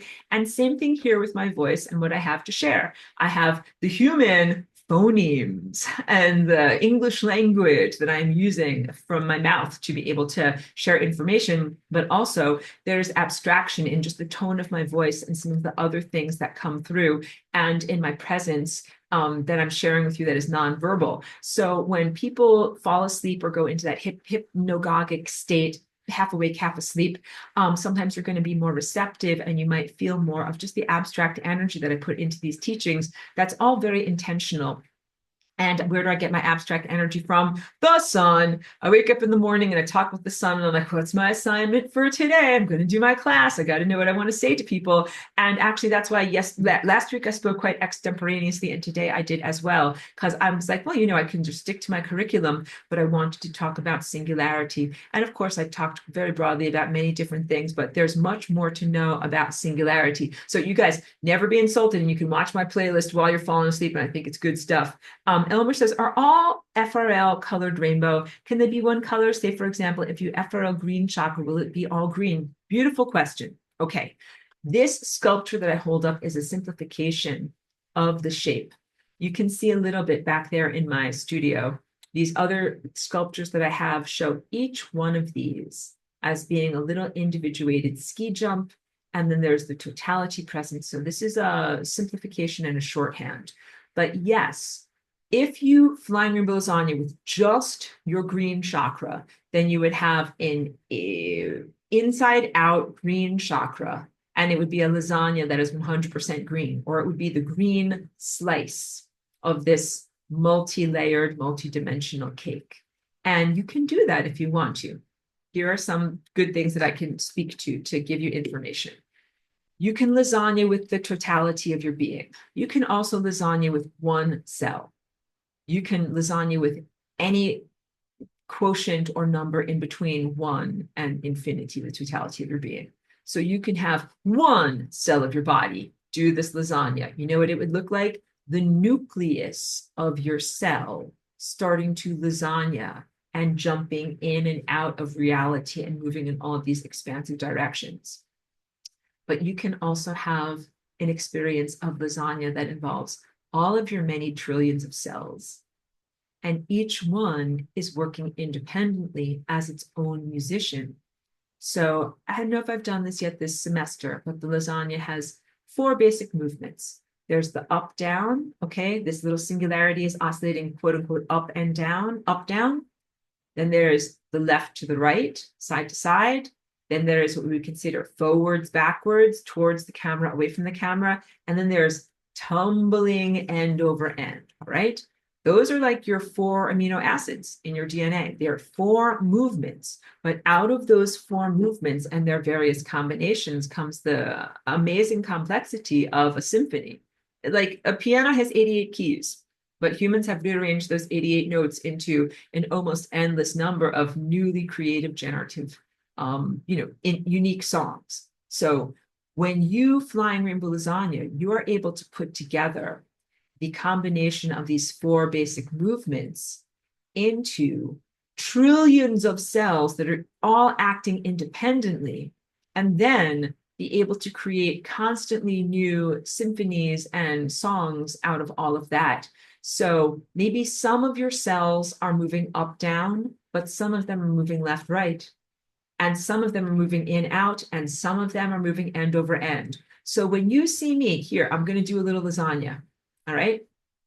This was an up, down with some of my cells, but a left, right with some of my cells, an in, out with some of my cells, and an end over end with some of them. And then it switches around. Like your cells of your body will love this level of expression and freedom. So key takeaway, this is not just something that is done with your brain or your pineal gland, although your brain and your pineal gland are a big part of that. And your heart is a big part of that too, because you need to be able to meditate and get together enough coherence in your force field to be able to do this. But I don't want you to think that it's only like one thing in my heart here jumps to the sun and then one thing jumps back to me. I want you to really envision it as the nuclei of all of your cells dancing in the most amazing complex patterns. And of course, that equates to like what you can see in my painting up there, a person who embodies the Flying Rainbow Lasagna force field. But if you were super literal, you would think like there's just one epicenter and there's just one overarching lasagna that is happening. And that's a shorthand. You really have lasagna that is happening in all of these different body parts. And maybe not all of your body parts participate. Like maybe, whatever. Some of your cells are doing it, but not all of your cells are doing it. I would always encourage you, like, get all of your cells doing it. That way you are moving at every possible level that you can. Cheeky is here. We're going to hug Cheeky a little bit. I think I got to almost all the questions. I think I got to all the questions, and we go to the newer ones, then we'll hug Cheeky. Maria says, I re-listen to them multiple times, waking and sleeping. That's the ideal way to do it. And she also says, I find them comforting. So it's kind of my sleep playlist sometimes. Totally like that too. It is a comfortable world to be in. And here we'll hug Cheeky while we wrap things up. Come here, Cheeky girl. Very much I make this class and these topics a comfortable world. And I feel that way about my artwork and my music too. And I feel that way about my class, The Path of Light. That when I do these sharings and I go into these, mental headspaces, it's positive and fun and comfortable. I'm not thinking about stupid stuff on social media. I'm not thinking about manufactured arguments about whatever is the nonsense of the day, whatever is the fashion of the day. Like, what are people fighting about today? I don't know. Let's look on the internet and find out. All of that stuff is debris and detritus, and it brings you down. It's all emotional obstacles. So I love doing this class. I do re-listen to my own stuff, and I do love thinking about and listening to my Path of Light class, because all of those cognitive structures are like energizing. They're fun and cool and energizing, and I listen to them and I get more levels of perspective on them too. So I'm actually very, very happy when I hear that people do multiple listenings, or that they listen while they're falling asleep, or listen while they do exercise, or whatever, when you're making your dinner or anything like that. Positive and good, positive and good. And that's also part of the lasagna force field that I bring to the teaching, the experience of teaching cognitively in this class. So, of course, when I do the dance class, I'm like, yep, this is the lasagna, and we're in the lasagna force field. But we are in the lasagna force field even while we are here in this intellectual exploration of the concept of lasagna. And that is important because some people need to kind of gradually get into the pool. Like, jumping into the pool is like a splash and a shock. You're like, whoa, like, this is a lot. Some people are totally ready for it, and I love that. Sometimes people find my work after their own many, many years of spiritual attainment. And then when they find my video, sometimes it can be the first video, but they're like, dun dun, I'm ready to lasagna. And they spontaneous lasagna from the moment forward. Or maybe they've been doing it for many years and they didn't have a name for what they've been doing. All of that is wonderful. So I hold the space for that, but also recognize that for some people, it takes them a little bit of time to get to be comfortable with these concepts, comfortable with this process, going slowly into the swimming pool instead of jumping right in. And that's the purpose of this class, that I kind of realized 10 years ago that I couldn't expect people to just comprehend what I'm sharing intuitively and then begin to generate themselves intuitively. That was too difficult and just not going to happen. And then I learned that I had to explain it cognitively in a way that was accessible, small incremental pieces, so that way people could know what they are doing. I also learned, like, I couldn't just be like, just turn off your intellect and dance. That wasn't going to work, because you know why? Because your intellect always comes up and is like, hey, what is this? What is this? What are you doing? What does this mean? What does this mean? What does this mean? And when you please your intellect, you tell it, like, this is what this is. And then the intellect is like, oh, that is what this is. And now I will shut up now. And now you can just dance and do your thing. You don't want to be mean to the intellect. But then when you're in the actual dance, the intellect is like, I'm shutting up. Like, I have nothing to add to this, because it is not an intellectual experience. It is not a cognitive experience. Although your thoughts change as a result of this, it is a genetic experience. Lisa says, thanks for sharing, FRL. Love to you. And Cheeky, you're so welcome. You can see Cheeky's getting into her dog bed over there. So time for me to wrap it up, guys. There will always be more. So, of course, I only touched a tiny amount on what singularity is and on your comprehension and expression of it. I'm going to keep on telling you all about this stuff. I hope that I will have totally unfettered free expression and no problems with my uploads and no problems with my technology going forward. Always, kind of a dicey situation. When things happen like what happened last week and I couldn't keep my video up on YouTube, it just is kind of a reminder, like, this stuff is pretty incendiary. This stuff is pretty wild and threatening to the current ongoing control system, and even to the worldview of how most people look at and define the world. And so some of them might not want, some of them might be like my neighbor, anti-lasagna. But we go forward nonetheless. So just please always understand that we might get very comfortable with who we are, and we're here in this class and we're all like, let your hair down, you're great. But there is still an element of the world that might be very resistant to, or actively trying to stop lasagna from happening. So just be aware of that. But I am never tired, never fatigued. I will lasagna nonetheless. I will go forward happily no matter what. So we'll always find a way to be able to share this information. And Pedro says, the FRL is done with you and the singularity or the essential timeline. Boom, boom, boom. Big question. I got to answer this. The FRL is done when you take this whole entire apparatus, which includes the ascension timeline going up the central core here, and vibrate it in a higher dimensional space. So it's kind of like saying like this: Earth's ascension timeline has been blockaded, and there have been many things that have made it so you have detours and you can't get from point A to point B and go exactly where you want to go directly. You have to find a way to jump up and over things that are limiting you from getting to the ascension timeline, that central core timeline.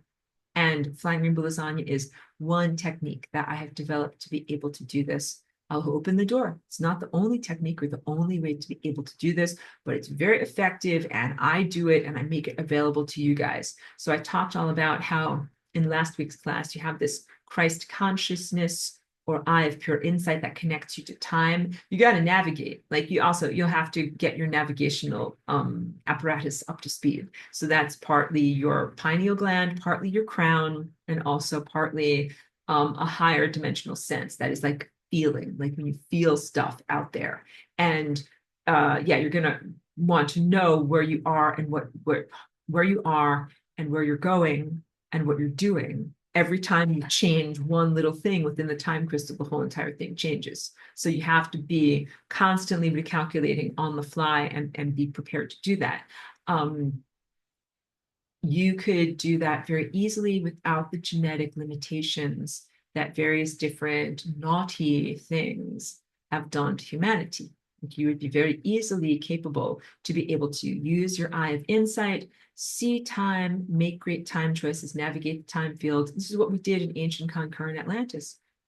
The challenge, and what I always talk about in lesson 18, is kind of like, why do you need to Flying Rainbow Lasagna? It would be like if I said, oh yeah, like ascension is like up 3 stories, it's just out of reach. You have to build this big, long, tall ladder to get up there. And you'd be like, at a certain point, why is ascension 3 stories up? Why can't we just get there easily? Why do we need this ladder to get there? And the answer is because of a lot of bad, traumatic things that were terrible that happened in this world that we are rectifying.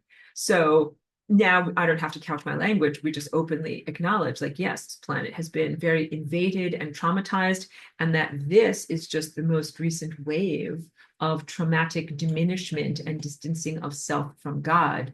In order for you to reconnect to your divinity, you need a way to get there because something has been trying to make a blockade between you and your divinity. So Flying Rainbow Lasagna is a tool for you to be able to reconnect to that aspect of self. And I will also tell you, when you Flying Rainbow Lasagna and are able to reconnect to the world of pure light, the world of pure divinity, it is a world of pure truth and cognitive organization. You get flooded with new information, new cognitive food, all sorts of new things that you can know about and do in the world. Fresh groceries. That's so important. So the lasagna is not just an abstraction, and it doesn't just make you feel good. Like when you drink a cup of coffee, sorry, I need clearly water. When you drink a cup of coffee and you feel like more elevated and your mood feels better, like I just feel better. I mean, lasagna will give you energy and you will just feel better, but also you will get very specific new mandates. Like if you're an artist, to be like, I just got an idea for a painting, I got to go do it. Or if you're an inventor, be like, I just got an idea for a new type of invention, I have to go do it. You guys can tell my voice is tired. So time for me to finish up class. Pedro says, thank you for today's knowledge, teacher. You're very welcome. Thank you all for being such good students. Greatly appreciate you.